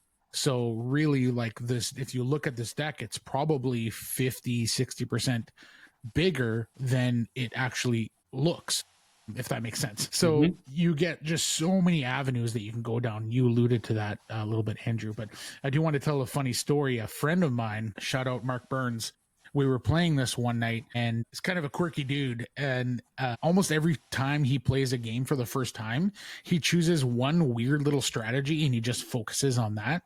And for that game, he only played trees. He didn't play a single animal unless that animal, and I think maybe he did play one animal, because I don't remember which animal it would be. You guys probably know because you played more. But it's an animal that scores based on how many trees or how many different trees or something like that. So that's, I think, the only animal he played was the one animal that allowed him to score more for trees. But his board was just all trees. It was hilarious. The whole time we were laughing at him, and then he ended up winning, believe it or not. He kicked our butts. If he's got enough sycamore trees, that would absolutely happen. Yeah, I could see that. Yeah. Sycamores score based on the number of trees in your forest. So if I've got 47 trees and I've got even 5 sycamores there, I mean, that's 250 points by itself. Right. Yeah, I don't remember the what he played exactly, but we didn't even defend against it. We were just laughing at him the whole time, like making fun of him, and then he had the last laugh, obviously. See, I'm not a monster. I'm just ahead of the curve. Oh yeah. I'm curious, Andrew, with all your plays, are there cards that you find yourself thinking, I'm probably going to skip this one every time? Because even after 20 plays, there's several cards where I'm like, I don't think I've ever played that and have had it feel like a good, effective play. Are there any for you that you're like, I usually skip these, or others that you're like, I always am going to play this card? Yeah, I was going to wait until we get to the negative aspect of this, because I've only gushed about the things I love. But this game has flaws. No, it was a great question. I really appreciate that. There are definitely cards in the deck that are weaker than other cards, and there are definitely strategies that emerge over time that are just infinitely stronger than others. And there have been discussion topics online. You can go and find them if you want to. I don't recommend doing that because it's going to ruin the game experience for you. Once you know that, you cannot not play that way. So I would recommend playing this game for a little while first until you start feeling old, and then you can find out that, or you find out yourself through the emergent gameplay, which is the way I prefer to find it. That said, I'm not going to speak about those things, and the expansions help fix that, right? So obviously they took a look at the metrics, figured things out, and counterbalanced against that, which I appreciate. But even then, in the initial one, they didn't counterbalance against some things. So there are dead cards as far as my wife and I are concerned. And I believe there are people out there who know how to play those cards better than I do. And for them, they're like, you're an idiot. You don't know how to play, whatever not. But for me, the oak is just an unplayable card. If you need to use it for the power of taking extra turn, it's worth doing it for that. But I will almost never have 8 different species of trees in my forest, because it means I'm not maximizing the connection of each tree with its power, right? Like in order to make the trees work, you have to pick 2, 3 of them and like really capitalize on filling your forest with those 3 or 4 trees, and then using the animals to mitigate and also to counterbalance and combo off of those. So that one doesn't work for me. And if that's the case, then the squirrel is a dead card because its only value is sitting on top of a tree. Even if I'm getting points for different specifically mammals, an oak tree, right? Yeah, it's specifically an oak tree, right? So even if I'm getting points for mammals being in my forest, that one card is not going to make a better difference than if I put a badger down and get a second animal down, right? Like I'm getting into some of the nitty gritty here, but there are certain cards in the deck that just don't get played. The wild strawberries, another one that needs to have, you know, a certain number of cards already in play before it matters even triggers. That is an end game card only, and only if the circumstances are right. So the fact that they put a squirrel on top of a wild strawberry means that card is always currency. It has never, ever been played between my wife and I in all of those games. And that's one of the things that I think is a little bit broken in this game. I think there are definitive currency cards and there are definitive never get rid of, never shed. Even if you have to bury it in some way, shape, or form, that card cannot see the light of day because it's far too valuable. And this game has those moments, and I don't like the game for those elements. I wish that it had a little bit better spread of different things on different cards to make every card on some level relatively equally balanced. But I also know that if you did that, you'd take some of the fun out of the game. As a game designer, you don't want a game to be perfectly balanced. You want to have emergent strategies and things that flow into. And if I got analysis paralysis trying to find the right amount of cards because all of my cards are too good to get rid of, that's also not fun. And that would also break the game. So I am not criticizing the game designer as a hard and fast, you did this wrong. It's more a matter of, I wish there was a little more compelling reason to feel the delicious excruciatingness that is my favorite moment in games where I have a hard time making decisions because all the decisions are good. Yeah. I will say, you know, my game design partner and I mention this all the time to each other as a reminder that the perception of balance by the players is way more important than actual balance. 100% agree. Because if you go and do the math and put it all in a spreadsheet, I bet you all of your favorite games are imbalanced. Of course. But you wouldn't even believe it because when you play the game, it feels balanced, or all of the things that we're comparing feel way more balanced than they are. You know, it's kind of like the other discussion of like, if something is 95% likely to happen, then when a player does the thing, they're expecting it to happen 100% of the time. So 95% is not 95% in gaming. If you're doing a thing and expecting it to hit, and you do the math and it's 95%, you're going to expect it to hit 100% of the time.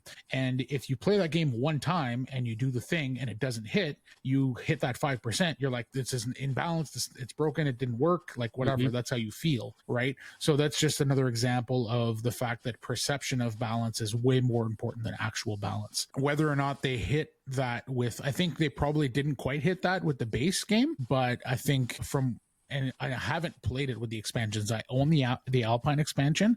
I threw it in the box and I haven't had a chance to play it yet, but I hear that it's way more balanced and feels way more balanced with the expansion. Oh yeah, it is, no question. And they added in a couple more trees, which makes the oaks possible now. Instead of having all 8 species in the first game, so you have to have one of each, which kills all the power. You add in 2 more trees. Now you need to have 8 out of the 10. Oh, nice. Absolutely possible now. Like that's a different thing entirely. It's a different animal, and that makes it a whole lot better. So yeah, they fixed a bunch of things in there. Yeah. I think both expansions, once you have them, it's not a case of, oh, should we play it with the expansion or without? For me, at least, it's like, oh, we're always going to play it with the expansions. And I would always play with both expansions because actually what that does is it makes more avenues for pivoting, and it makes each of the normal strategies a little bit lesser to be dominant. And it also takes some of anytime you have a deck game that's that big, there's a luck factor on whether you can top cards, right? If I can get in the first draw 3 gross hawks out of 10 cards, like now I'm going to have to do the bird strategy and you can't stop me because I've already got a multiplier of 9 times my first 3 cards. So I'm going out and just going to take off at that point. Now it's just a matter of putting trees down and putting birds down and playing the game, and I don't play the game plays me, right? But if you have enough cards spread out over time and the likelihood of that happening goes smaller and smaller and smaller, you're less likely to ruin the game by doing so. Very cool. So we talked about the strategies. I mentioned Alpine as being one of them. What's the other expansion? The Woodland's Edge. Woodland's Edge. Okay, I'll have to seek that out because I only have the Alpine one, and I definitely want that full experience that you're talking about.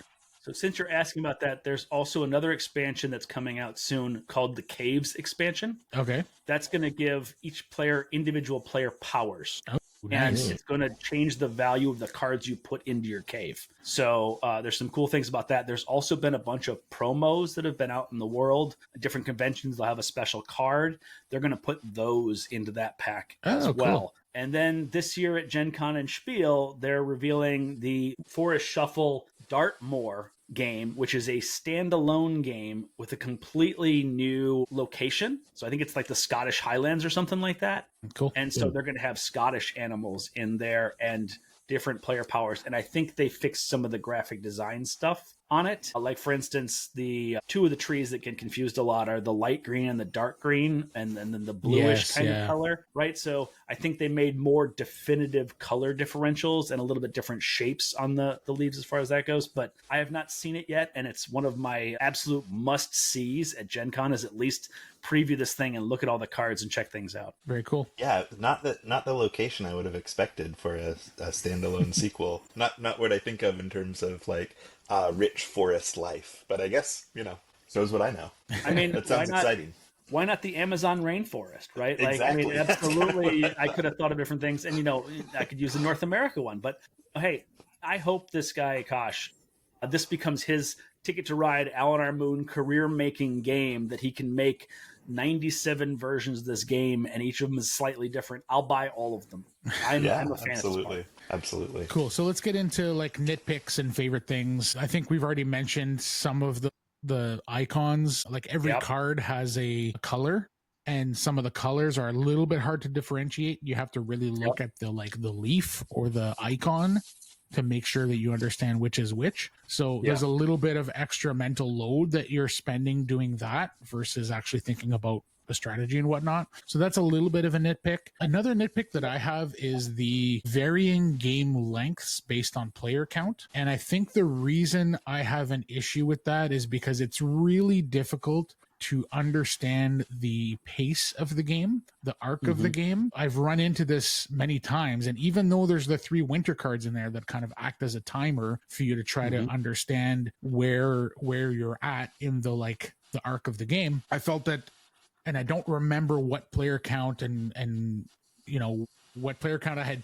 played previous, and then the player count when I had this experience. But I remember having this experience multiple times where I was building things up and building up my tableau, and I felt like I had enough time to set things up. And so I started setting things up and waiting to see the next, thing in the combo that I'm looking for. And then the game ends. And it's like, oh. Life moves pretty fast. If you don't stop and look around once in a while, you could miss it. Like that came really fast. And I think that can happen too, based on how much people are drawing cards. So sometimes, especially if you're playing at 3 or 4, like you play and you pull off this combo where you draw 3-4 cards, and the next place does something similar where they draw 5-6 cards, and then all of a sudden the next person, and then before it's your turn even again, like the game ends. So I feel like that can happen a little bit abruptly here and there. And maybe it's just that I'm not used to the length of the game at that player count or whatnot.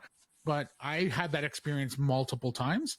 And though it doesn't break the game, I wasn't like upset or whatever. Like I was happy to play again and like, okay, let's re-rack, let's go again.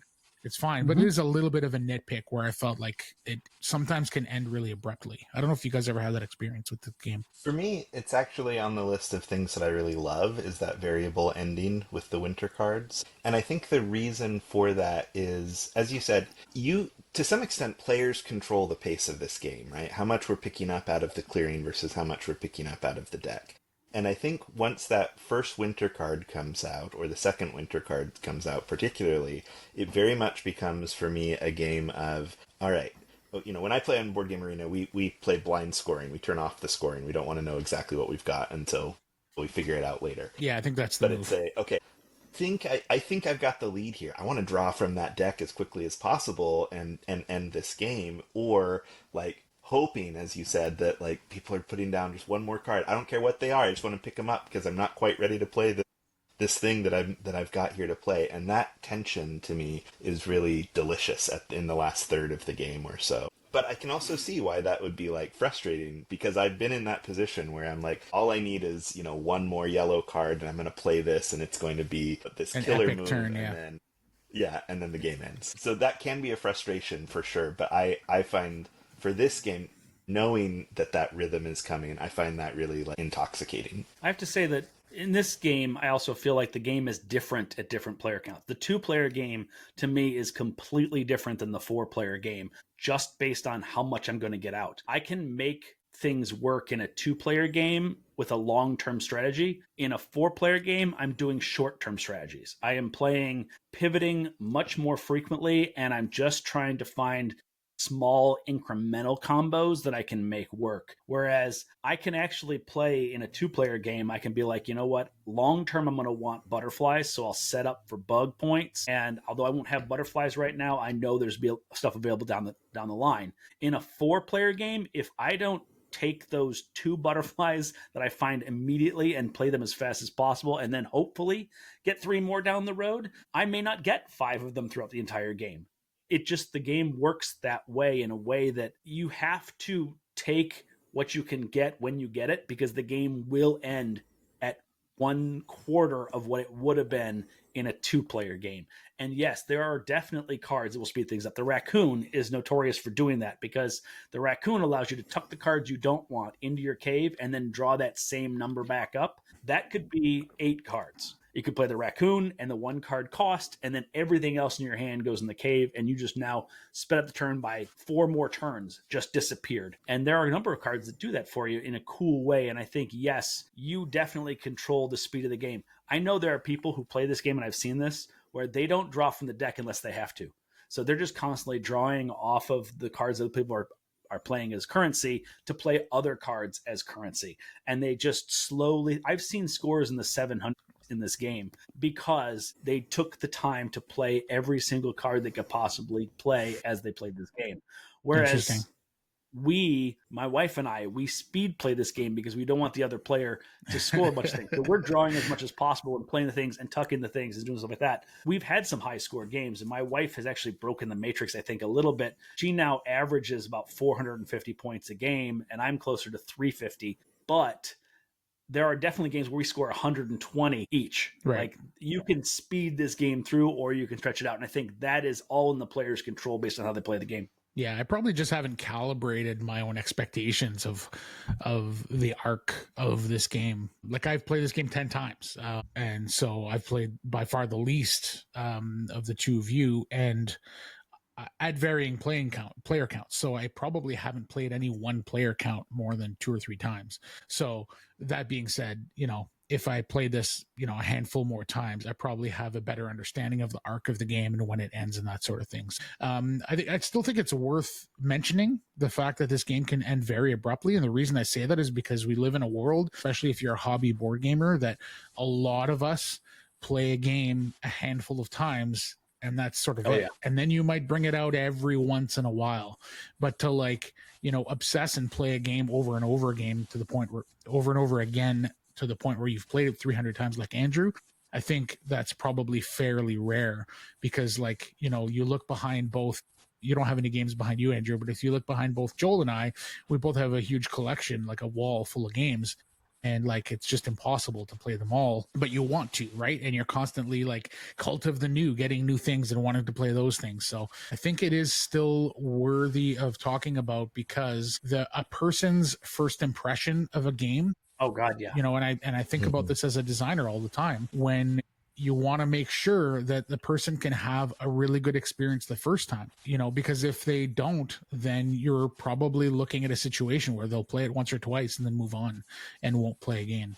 So yeah, it's a interesting kind of tightrope to walk as a designer too, to try to make a game that has depth, but also make a game that's going to be fun on that first play. Because if you don't catch them on that first play, you might lose them altogether. So yeah, it's an interesting thing, and I think they have hit it with Force Shuffle, right? Because despite these minor nitpicks, you can still easily have a really great time with this game the first time around. I will say this too: if you don't like doing math, if you don't want to do the scoring, you should absolutely only play this on Board Game Arena. You should never play this in person. I mean, that is by far. In fact, they made an app that you can actually take a picture of each tree individually and the game will score for you. And we found that even that app takes longer to use than it does to actually score by hand. So therefore, a great idea is executed poorly. That if you just take one picture of the table and have it score that way, that would be useful. But anyway, I digress a little bit. But if you hate scoring, then this is not the game for you. Find your friend who likes scoring and invite them to play with you, and then just let them work the end of the game, or play this on Board Game Arena. Either way, that's a more better way to use your time and efforts and stuff like that. But that is definitely a major downfall of this game, is that you could spend 20 minutes playing this game and 10 minutes scoring. Yeah, alternatively, 100% you agree. could just vote and to see who has the prettiest forest, and then that person wins. I think that alternate works win too. condition. Interesting. Or the sexiest forest in the case of our theme today. Well, in that case, the wolves win every time. Learning so much about both of you. This is great. So little side meta here. My wife and I, we have all sorts of like little inside jokes about playing different animals. For instance, when she plays a wolf, I go, "You're playing the wolf? Shit, more the Forester. That's all you had to say, right?" Like we go ahead and drop movie lines and mix things in, and now when we travel and we see different trees, we go, "Oh, that one's worth a point." You know, there's a birch, that's worth one. You know, like stuff like that. So yeah, there's some interesting meta that goes on based on this game. For any other nitpicks or favorite things from this game? I was letting you guys talk first, so go ahead if you have anything first. We've talked about most of the stuff that I had on my kind of notes that I took here real quick. I guess I do like, you know, I won't say this is a perfectly thematic game or anything, but I really do enjoy the kind of symbiotic relationships that you start to see as the game is developing. I think it's a really neat kind of way of thinking about ecosystems and stuff. And you know, I'm an English teacher, not a science teacher, but I know every time I've introduced this to a few science teacher friends, and that's one of the things they enjoy about it, is thinking about, you know, in some cases those scoring conditions maybe are mimicking some sort of symbiotic relationship out there in the real world, which I think is a kind of a cool idea. So that's just another thing I enjoy about the game, I would say. Yeah. All right, I've got one other nitpick, and that is the table size that you have to play this game. In a 4-player game, you need to have an 8-foot table to play this game. So, you know, yes, I say this game is travel friendly because you can take it anywhere as far as the size of transportation, but the size of play is actually quite large. And I wish this game could be distilled a little more down, not changing the card size, not something like that, but like if when I tucked, I could tuck maybe half of what I'm supposed to tuck, and actually allow the just spaces have the critical between cards information to not be quite as big. Now, that would take away from the beauty of seeing all these animals in my forest, and I get all the different things like that. But the table space is definitely a nitpick as far as being able to do this as much as I'd like. Yeah, you might even call it like an orgy of cards, right? Oh, it is. Yeah. No. That's a really good point, actually. The first time I played this 4-player was with some friends at a board game cafe, and this board game cafe was not built as a board game cafe, and so none of their tables are a good size for board games. And so we were trying to, you know, build these little forests shoved together in a 4-foot table with 4 of us. It's like this is not working here. Are there cats in this game? Can you hear my cat in the background? I can hear a cat meowing in the background. So you don't know this yet, but the Woodland's Edge actually does have a cat. Oh, there you go. So yes, absolutely. Perfect. Yeah, one last thing I want to mention is the neat mechanism of the clearing. So anytime you're paying cards, you put them in the clearing, and then the at the end of your turn, you have to check the clearing. So every single player at the end of their turn will look at the board and see, are there more than 10 cards on the clearing? And if so, the clearing gets cleared and goes into a discard pile, and all those cards become unavailable. So there is sometimes the really clever option to, sometimes, as you mentioned earlier, Andrew, you have a couple of cards that are just perfect for your opponent's tableau, and you do not want to give them the opportunity to get those cards. But if you can do it and set it up in such a way where you're going to pay those cards as payment for playing a card or an animal or a tree or whatnot, and then at the end of your turn there are more than 10 cards on the clearing, they go away. So sometimes you can put those cards out there, they see them, you could see their eyes light up, but then they notice and realize that there are more than 10 cards, and then there they go.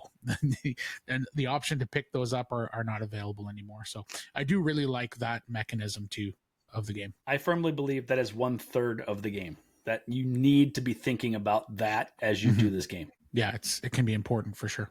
Cool. Let's move on to our final scoring for the game. We rate it on a BGG scale of 1 to 10. Joel, let's start with you. What's your rating for Forest Shuffle? I'm going to go with an 8.5 for me. I don't know if you guys use half points here. Sure. But Yeah. I think if the scoring were a little snappier, I would probably rate it a 9. It's a 9 for me on BGA for sure. But I think that the table space, as Andrew mentioned, the scoring does kind of pull down the excitement of that in-person play for me just a little bit. But I don't want to read that as a bad score either, because I think it's a fantastic game. It is, not one that is probably ever going to leave my collection, which as someone, as you said, with a collection that's way bigger than it should be, is actually kind of an important statement, because I'm constantly cycling games in and out. But this one, there's just so many audiences that you can play it with, and so many times when it's just the right game. It's, I love a game that has some meat on it, but it's done in 45 minutes, and I think it's a great experience. So yeah, I'm gonna go with 8.5. Cool. Andrew? This to me is a begrudging 10, right? Wow. I do not say that this game does not have warts, and I do not say that this game is a perfect game. But what I will say is that I do not have another game that I know of that gives me a medium weight experience in a package as small as it is. This is a true mid-weight game that people who are light game players can play. We actually took this on a cruise ship. We played at a table, and people wandered over and was like, hey, what's this? It sounds interesting. I told them what it was. They're like, would you teach it to us? We absolutely did. And these people are people who have played Uno and spades and nothing else. And we absolutely had a great time with them the rest of that cruise, as they kept coming up to us, asking us to play that game over and over and over again. And they started learning the strategies, and they started seeing the way the cards work. And they went ahead and bought this game the instant they got off the cruise ship. So this game is not only a weighty game and a satisfying game to play, but I think it's actually so much more accessible than people who are gamers will give other people credit for. This is much better in my mind than a Zool or Ticket to Ride, to show people the depth and complexity that our board game universe has, while not dumbing it down to a level that needs to be to say, okay, you're willing to come in and play. This game is a friendly, furry, deep, complex game. And so it is a begrudging 10, only because there are warts on it, like the toad, but it's worthy of the time. A toad having warts, a toad being a wart. That's a nice touch there, Andrew. Don't know if you did that on purpose. Don't lick the toads. Don't do it. Cool. I have this as an 8.5. I really like this game a lot. And again, I've only played it 10 times, and I think most of the time I've played it at 3 or 4. So probably, playing this game more, I might, and more at the lower player counts, it might go up higher. But as of right now, I have this as a solid 8.5. I'm really loving this game. And I don't think I've ever considered using this game as a kind of gateway game before. But I think thinking about it now, I think you're probably absolutely right that somebody could easily play this game, probably play it really poorly for their first time if they're not a board game hobbyist, but still notice a few combos here and there and be like, oh, that's really cool and really satisfying. And then probably, even though they don't necessarily win or play extremely well, it probably scratches a little itch that they go like, this is really neat. This isn't something I considered being, part of the board game world. Right. Mm-hmm. So yeah, I think it's something that I might bring more often to those types of game nights. Also, make sure if you do that, do the scoring for them. Don't make them score their own you're tableau. probably right. Absolutely. Yeah. Yeah, and that's probably my biggest nitpick too for this game is the scoring. And I heard about that app, and but a friend of mine told me same thing you did. It's still just easier to score it. So yeah, it's too bad. I mean, we're probably close enough, and with all the AI stuff going on, that it won't be long before most games are probably scored that way. Very cool. That is Forest Shuffle, a game we obviously really are enjoying and very highly regarded in the board gaming world. And I'm excited to see the new standalone game and adding these expansions to my next play. All right, moving on to Where the Wild Things Are. I'm Max. I'm an explorer. I travel by sea. I used to travel by air. Obviously, you have no home or family. Well, I have one of those, but You ate them all? no. I have no plans to eat anybody. So, quick synopsis. Early in the film, our main character is thrown into a situation he's just not equipped to handle. One thing leads to another, and suddenly he's tangled up in a world far beyond his understanding, full of tension, shifting allegiances, and danger lurking around every corner. Eventually, he gives in and fully embraces the chaos. That's when he has a steamy threesome with Denise Richards and Nev Campbell, which struck me as a bold choice for a kid's movie. And it wasn't until the pool scene where I finally turned it off and thought, you know what, this is just too much for my 5-year-old and my 8-year-old. Did I watch the wrong movie? Yeah, you definitely did. Andrew's not having it.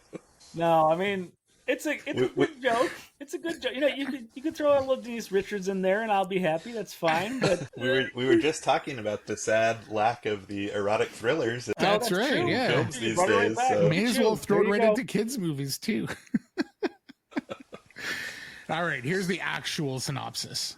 Where the Wild Things Are is a heartwarming tale of a small boy named Max who throws a tantrum and runs off into the night, ends up lost on an island full of emotionally unstable giant monsters. Crowning himself the king, as one does, Max leads his new furry friends through dirt-clawed battles, hut-smashing tantrums, and group howling therapy sessions. But being king of the wild things isn't all stomping and screeching. Turns out giant talking beasts have big feelings and complicated interpersonal drama.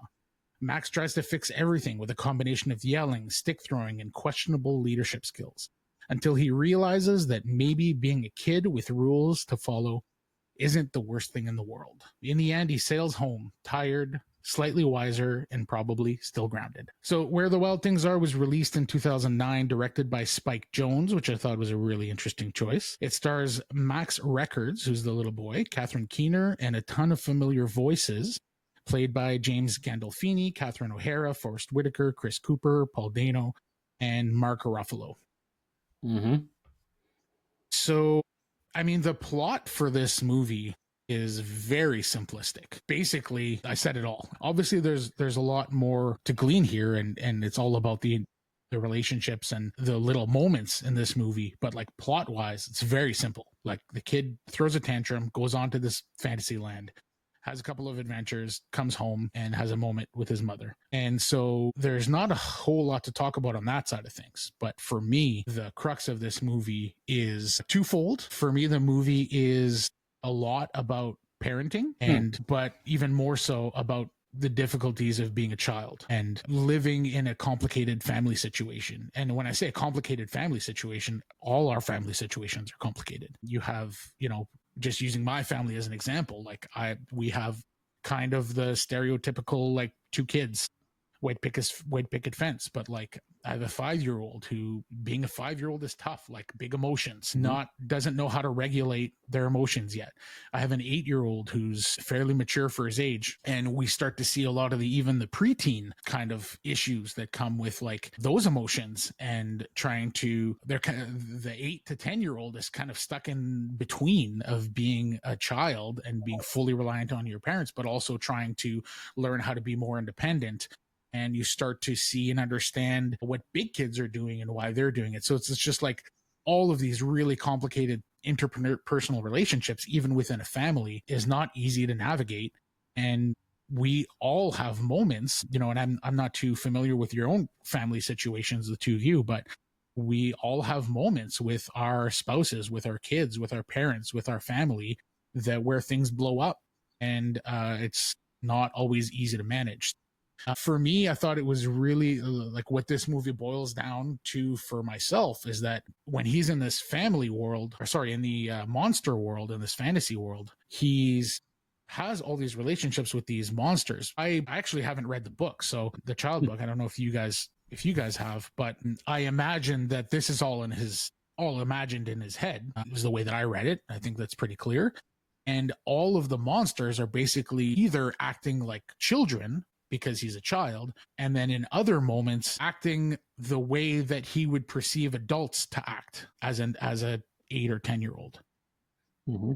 And it comes out in this really weird way that all these monsters speak to each other and act. And it's like, a lot of it doesn't make sense until you realize that you're looking at the way that a child perceives how adults speak to each other. I don't know if you guys agree with that. Yeah, I totally agree with that. I think that it's filtered through Max's kind of perception of relationships, right? There's KW, you know, the monster who's clearly a stand-in for his sister, right? Who is pulling away from the monster group and has new friends that she wants to hang out with. And Carol, the James Gandolfini monster character, doesn't understand why she's doing that and feels hurt and betrayed. And it's very much that opportunity for Max to kind of work through this emotional change that's happening when his dynamic with his sister is changing, right? That she's, you know, he still loves her, but is so mad at her for at what he sees as abandoning him, right? To go hang out with her new older friends, which we all know, you know, as adults is part of life, right? You're going to hang out with the people your own age. You're going to move away from your family, all those sorts of things that are part of growing up. But then, you know, Max is trying to process them as someone who doesn't want those things to happen, and maybe isn't very emotionally mature already, but the monsters kind of give him a lens through which to process those feelings. And I think that's what for me the film does best, is this: it takes kids' emotions seriously. So, you know, my wife, we don't have any kids, my wife and I, but we both are teachers and we both work with kids. I work with high school kids. She works with elementary school kids. And the frequently we have conversations about, you know, how some interaction with a child went a different way than we were expecting it to because of not understanding either their context fully or just the way they were processing things.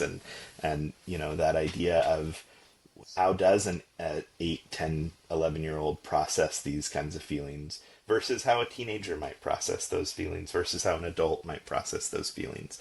And I have a number of challenges with this movie, but I think that's one thing it does really well, is it takes that seriously. It doesn't pander to like, oh, well, we all grow up and realize that, as I said, that's the way of the world, right? It says, no, it's traumatic when you're a kid, and this relationship is changing, and you don't have any context for changing relationships in this same way. Or if you do, you know, like, what does that mean? The fact that Max's mom is single and is dating someone else, right?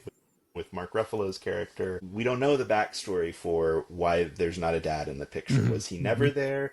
Did they get divorced? Did he die? We don't know, but we do know that, like, something has happened that, like, Max's relationships maybe haven't always been totally stable. And so the possibility for this other relationship that he spends so much time caring about with his sister changing as well, like, it helps frame all that, I think, in ways that are really interesting. I think you guys have eloquently said kinder things than I would about this movie. So this movie is based off of a 10-page children's book, right? Beautifully illustrated, takes a lot of cool imagination aspects, and was a game that I loved, or was a book that I loved as a child. I mean, absolutely, I adored it.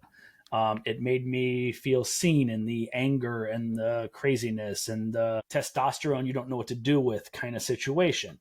But I also feel like when I heard this movie was being made, I got excited because I wanted to see how you take a short snippet of this idea and blow it out into an hour and a half. And I would say that I'm not sure they blew it out into an hour and a half. I think they blew it out into a half hour and then made it an hour and a half.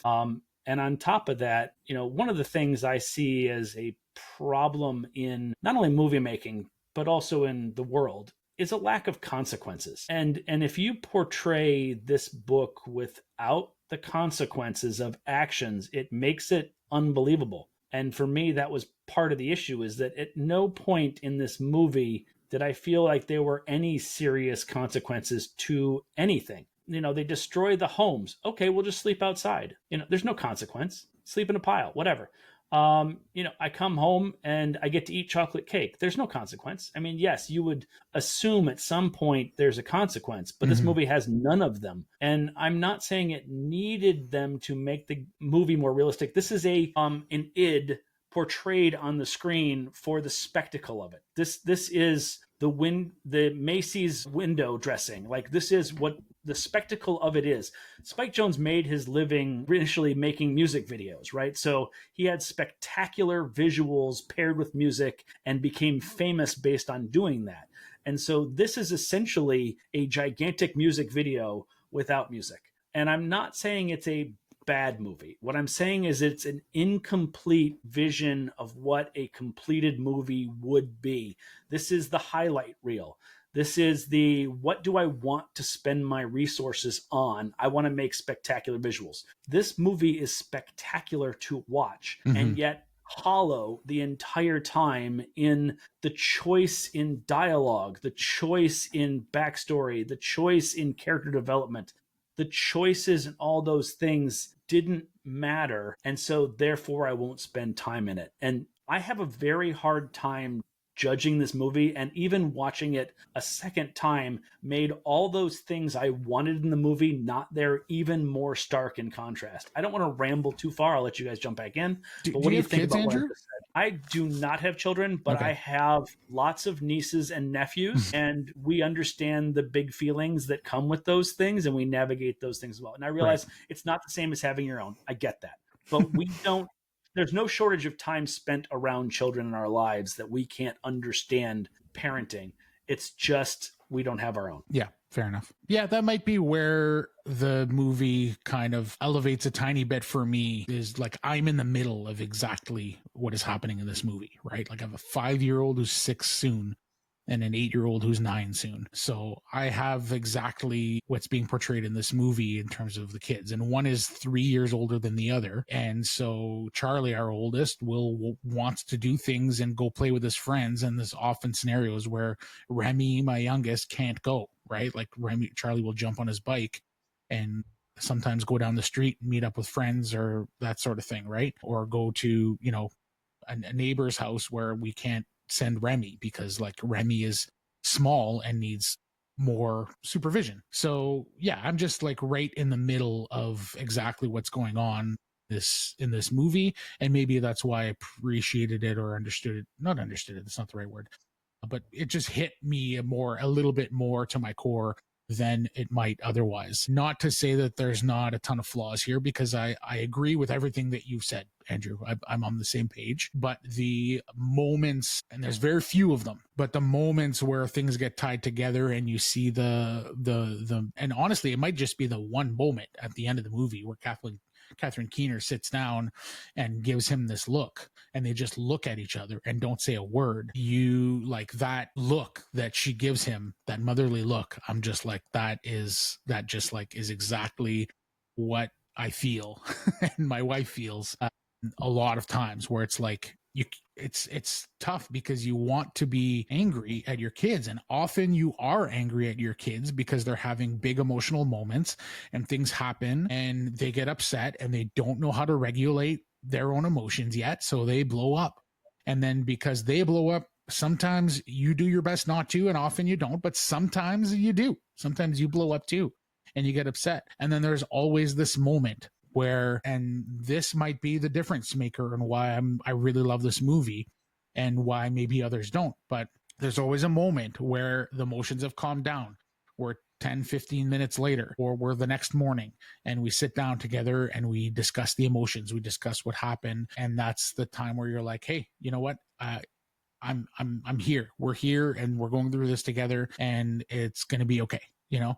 And it's that it's going to be okay look that the mother gives the child at the end that was like, that's the cherry on top. Up until that moment, I was very lukewarm on this movie. And then that one moment brought it back together for me. So that's sort of how I feel about the movie. That being said, I think this movie is stuck in the middle of being a kid's movie and being a movie for adults and for parents. And it's not enough of either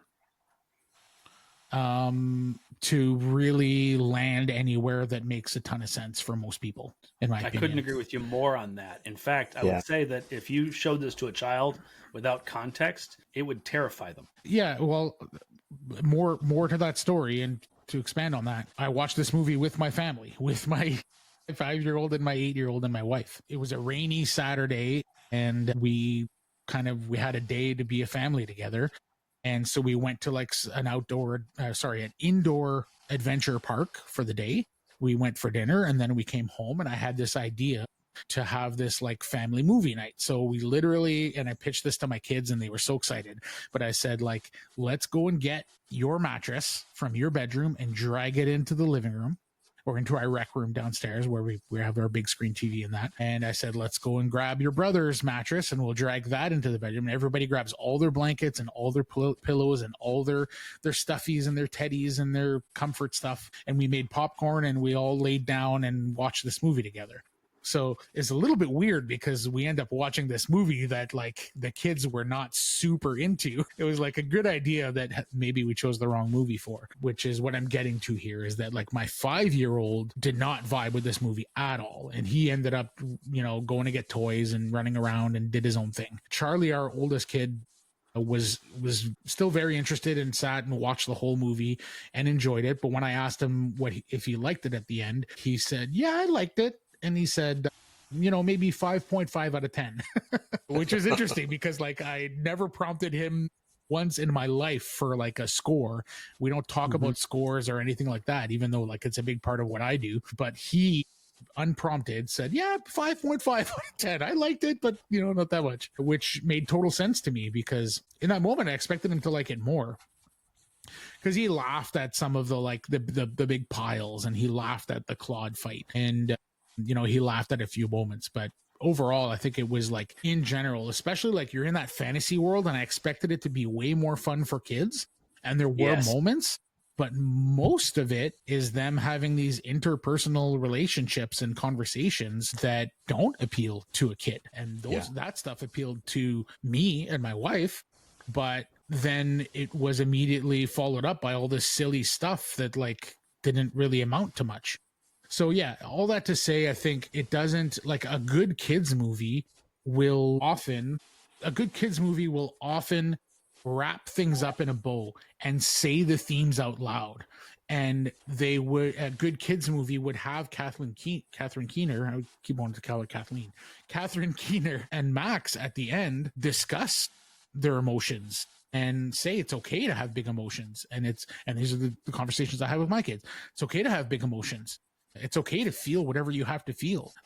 It's not okay to be violent, and it's not okay to be mean. So you have to be able to show your emotions and be emotional in a way that's not going to be dangerous or upsetting for other people. Well, like violence has to be off the table, right? Like, and especially with a 5-year-old and an 8-year-old, like we have those moments. Like my kid gets pissed and he'll hit the older brother, and then the older brother gets mad and hits the younger kid. And then so it's just about those moments of being able to sit down and say, like, it's okay to have big emotions. And I think that's important. It's a really important message that is said in this film in the subtext.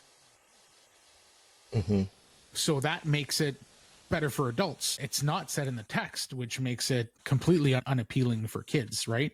And it was especially contrasted by the fact that the previous night we had gone to a little like screening, an outdoor screening on a projection on the side of a big building, kind of drive-in style, that was put together by a local organization. And so we had a lot of fun with that. And we watched Dog Man, which is a film explicitly for kids and all of the themes and all of the important stuff was said out loud. And there's lots of important stuff about parenting in that movie, and lots of important stuff about how people change. And there's big important themes in that movie, but they're all said out loud because it's for kids. So that's basically my spiel about my main feelings about this movie, is that it's like, it seems like a kid's movie. The imagery is mostly feels like a kid movie.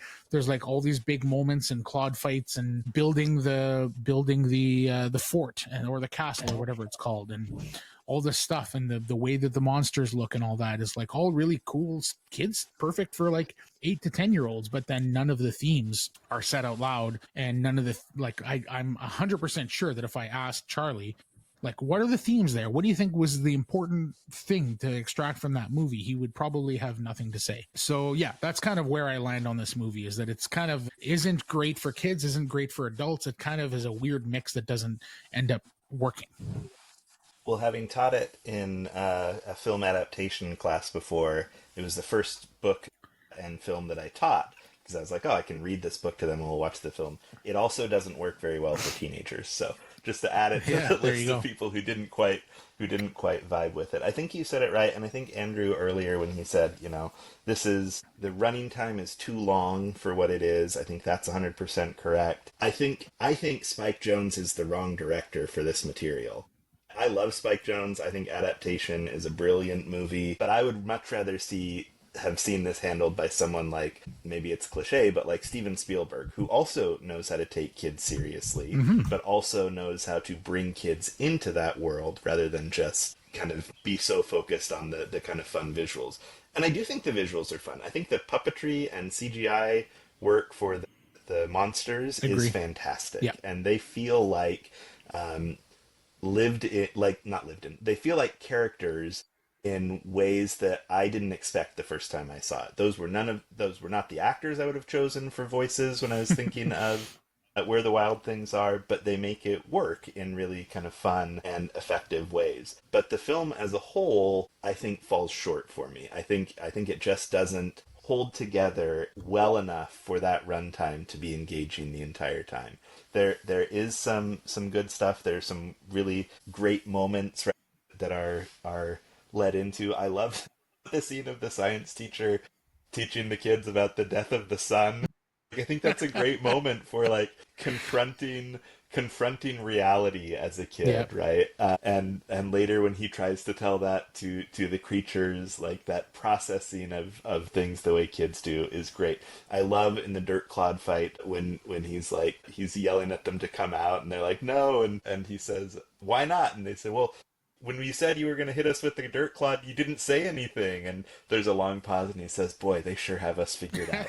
Right? Like the kid idea of like, well, I had this great plan, and they figured it out because it was the most obvious plan in the world. The ways in which the visuals in the island, or on the island, kind of we see echoes of it in some of the things Max creates and has in his room. Like, I really like that visual look. And at the same time, I got bored with this movie, right? Like, it did not engage me the entire time. I really felt like it needed either some tighter editing or a different kind of creative vision. The handheld camera is not something that I think quite works with this story. It's funny that we chose Forest Shuffle as the book. I think, so much of this is on this like rocky, barren island. And I'm like, if we're in this kid's imagination here, like part of the book is the forest that they're in, right? This rich world that he's creating in his mind.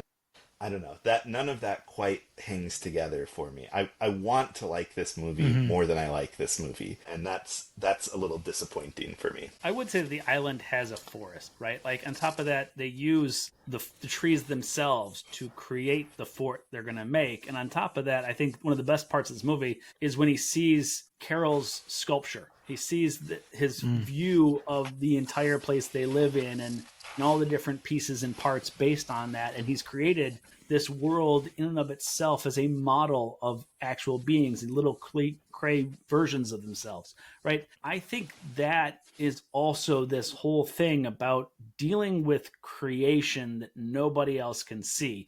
There's a moment in this thing where he's like, well, I built a spaceship, come and take a look, and mom's busy. And so there's some elements here of this whole seclusion. I'm alone. I don't have anybody else to play with or hang out with or even to show off my creations for. And I'm a creator, right? And so that's where the big emotions partly come from. And so this is a projection of, well, what if I went to a place where I had almost an unlimited number of things to pay attention to me, and they're all basically my stuffies, right? Like that's exactly what this kind of is, right? And then he realizes that the things he's created now have the same big feelings he does, and that sucks. Like, I feel like that's a bit of a bummer too, right? There's so much downer in this movie without the ups, that even in the ups, the Claude fight, the jumping around and the yelling and the screaming, it feels a little bit like, you know, Emperor Nero throwing on the games, right? Like he's just like, let me put a spectacle together and everybody will love me based on that. So there's some interesting thoughts in that process, but yet the visuals of those moments isn't so spectacular to draw me in again, right? Like I feel like the magic in this movie was left short. If you're going to spend as much time and effort in making this movie as visually interesting as it is, it should also have action sequences that are just as visually interesting, or, you know, spectacular, fantastical moments of magic and joy. Or threesomes. Well, no. No, I agree 100% with you. And it's going to be weird when I give you my score, because it's going to have to come with a bunch of like caveats. But yeah, I agree with you. I have a lot of positives about this movie, but just as many negatives. Mm-hmm. And I agree with you, Joel. I think the creature design is really, really great. I love the way they look and feel. They're so cool. And it blend the CG. I think their faces are just CGI, and it blends perfectly. Like a lot of times, I'm like, well, that can't be a puppet. The way that they're emoting, so it's got to be CGI. But you're almost convinced it's a puppet because it looks almost real. So I think they did a great job with that, and I think the world looks great. Specifically, the one image that keeps popping into my head is the fort or castle that they built. I think is really, really cool. And yeah, there's lots of weird tonally. I think if I had to describe this movie with one word, it'd be tone deaf. Yeah, because it's like tonally all over the place, and what you're looking at and what you hear the characters say and do are completely feel like two different things, two different movies. So it just doesn't land in that way for me. I did have a lot of fun. There's some like really genuinely hilarious moments. I'll call it a few. The bird character loses an arm at one point, and then they just stick like the way a kid would do, right? They just put a stick in there, the way like a snowman arm, basically. They just stick it in there. And then for the rest of the movie, which is not long, but for the next like 10 minutes of the movie where they're on the island, there's all these like big emotional scenes. And then you just see this bird character in the background with one arm and the stick arm sticking out. And it's just like, you can't even take the emotional moment seriously because this weird bird is standing in the background with this stick arm. Yeah, it's just like some really funny moments. Another one that I thought was hilarious that my wife and I were just cackling is that I think Max and Carol are having like a really nice little walk through the woods. And because Max at this point has been crowned king, Carol is saying, "You own all of this," right? Which is a quote that he reads off of a globe that I think maybe his dad gave him earlier. There's a little plaque on a globe and it says, "You own you're the whole world is yours," or something like that, I think is what the quote is. And so Carol is saying this to the king, the boy. He says, "This whole world is yours. The ground is yours. That tree is yours. Not the hole in it. The hole in it belongs to somebody else. But the tree is yours. And the ground is yours. But not that thing, not that rock over there. That one's not yours. That's mine. Or that's somebody else." Like, and he keeps making these little exceptions of what's not his. That whole scene is so, like, the tone of that scene is so dry. It's like, I just thought it was hilarious. Like, the comedic timing of that was so good. And there's a handful of like really funny moments like that, like genuinely hilarious moments. And then if you take those genuinely hilarious moments, and so this is my pitch to you. If you take those genuinely hilarious moments, a few of the other moments that's kind of just set up that island world. You keep the beginning and you keep the end, and you make it a 40-minute short film. This is like a 5-star, excellent, perfect short film for parents. And I kind of extracted that from everything else. And that's the experience that I sort of had. And I was able to kind of just piece that together, because you and I have talked about this in a previous episode, Andrew, is that like I go into a movie wanting to like it and often trying to like it, which is maybe a flaw in, like, and I've said this before, maybe a little bit of a flaw if I'm trying to be like an objective, critic of something. I don't think it's a flaw at all. Since you mentioned that last time, and I agree with you. Go watch the movie. Yeah, agreed. But what I mean by it's a little bit of a flaw is that I'll often take a movie that objectively I know is bad, or a bunch of scenes or situations in a film that I know are objectively bad. Objectively is probably not the right word, but like even I agree or think that it's not good, but then I kind of can make excuses for it or just ignore those parts of it and come out of it being like, this is what I took out of it and that's what I love about it. And that's kind of what I've had to do with this movie because of all the things that we've talked about. Yeah, that's kind of where I stand in general with this. Any other thoughts? So many other thoughts, but Joel, go ahead. I mean, honestly, I think we've talked about a lot of the things that I had written down here. One of my last notes was, is this movie boring? And I think that's what it comes down to, right? Like, there's a lot to love here. Like I said, I really do love how they take kids seriously and just try and imagine how a kid sees the world and what if everybody's seeing the world that way, and yet also they're trying to understand it. I think, to Andrew's point about the idea of recognizing that other people also have emotions and needs, right? Like, I think that's a great theme for a kid's movie, a great story to be telling, and I don't think this movie quite nails that. It doesn't the last mile, right? It takes us most of the way there and then doesn't get it the last mile the way I think it would need to for kids, and the way that, a lot of adults maybe already recognize to some extent, though maybe not. I don't know. So yeah, I think we've hit most of the points that I kind of wanted to touch on here as well. I do like we haven't really talked about the way that the design kind of evokes the Maurice Sendak art from the original. I think is really neat in those models and in the creations there. It really kind of gets to that style that he has a lot in ways that I really loved. So I'll save my final thoughts for when we get to the final thoughts, but that's kind of my takeaway. I think here's my summation in most parts is I want to see every other version of this movie that exists besides this one. If you'd have gone in any other direction fully, I would have wanted to see that. If you want to make this a kid's movie, I'm in to see that. If you want to make this an adult movie, I'm in to see that. If you want to do this as only special effects, I'm in to see that. The fact that, Matt, you actually asked for the anti-director's cut tells me everything. Like, instead of seeing the 3-hour version of this movie, I want to see the half of this movie. Distilled. Like, that's actually a big problem. And you, Joel, asked, is this movie boring? Yes, it is. I turned this movie off, I think 7 or 8 times before I said, okay, I don't care. I'm just watching the rest of this movie because I need to get this out of the way before we record this. This was your podcast. choice, Andrew.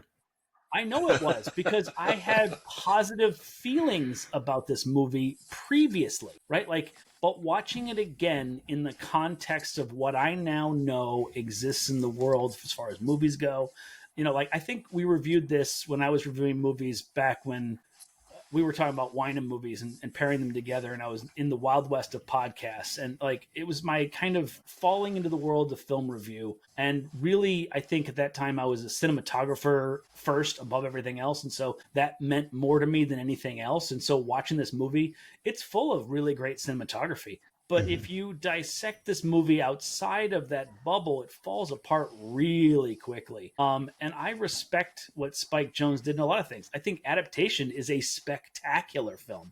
I think Being John Malkovich is a spectacular film. It's not lacking in any plot lines. It's not lacking in special effects or even story. I think he didn't know what to do with a 10-page story. And I think that when he shoehorned a ton of other aspects into it and didn't fully explore them, it felt like a half-baked pie. They should have It had looked Charlie good, Kaufman but do the script. Didn't taste so well. Yeah, I mean, and Imagine on a top Charlie of that, Kaufman adaptation of this, directed by Spike Jonze. I bet you that's an excellent movie. It probably is. But like I said, I would rather see that version than what I just finished seeing. Yeah. And I can't believe, as a movie lover, as a person who enjoys, endures, and really, truly has seen some 4,000 or 5,000 films in my lifetime, and I rarely go back and watch ones I love over and over again because there's still so much to explore. There's so much to see. There's so much new, cool stuff. And the board game industry is like that too, where there's so much cool new stuff to see that for me to go back and watch something over again, I have to either, one, love it, two, be intrigued on it, or learn more the second time than I didn't catch the first time. And in this one, I actually caught negative of what I caught the first. I think I infused this movie the first time I saw it with what I wanted to see and what I really wanted to have happened, and it fell short. And I was like, well, yeah, but it tried. Now I feel like it fell short, and I don't think it tried. I actually think it didn't attempt to do the things it should have tried to do. And I now feel like I've talked too much. So I'm going to go ahead and be quiet. Well, I was going to say, that sounds like your overall thoughts, your final thoughts. So why don't you give us your score and we'll move into that. I think, yeah, this is a 4. It's a 4 out of 10 for me. Out of 10. Okay. We work on the 5-star letterboxed. So you got this as a 2 so then this makes it a 2. Yeah. okay. I feel like I thought you had it as a 4 out of 5. I was like, what? I was so confused. This is a movie that I think is better watched in fast forward and with the mute button. You don't need to hear the dialogue. You don't need to hear the backstory. And in fact, I think you should probably start this movie from the moment that he bites mom and runs off into the woods. And actually, I think the movie's better if you did that. If you didn't have the previous elements of what you saw as his actual childhood, it'd be more appreciative without it. So I'm going to go ahead and say this is a 2. And I totally agree. This is a movie that's not for anyone. But the visuals are what makes it the 2 at all. Cool. Joel, what are your final thoughts and score? I do like it better than Andrew does. I don't think I like it as much as you, Matt, but I'm going to say it's probably a 3 for me. I do think that first part of the film where you're seeing kind of the real world and then allowing that to be the lens through which we process the imaginary world is effective. But I do think that Spike Jonze is the wrong director for this material, and I do think that the runtime is too long for the actual story that we're telling here. And so I think it's got potential. As we said, I think the visuals are fantastic. I think the music is actually pretty good and I think interesting. This is a soundtrack I have listened to before as I'm working and things like that. And it's not bad. It's not my favorite, but it's not bad.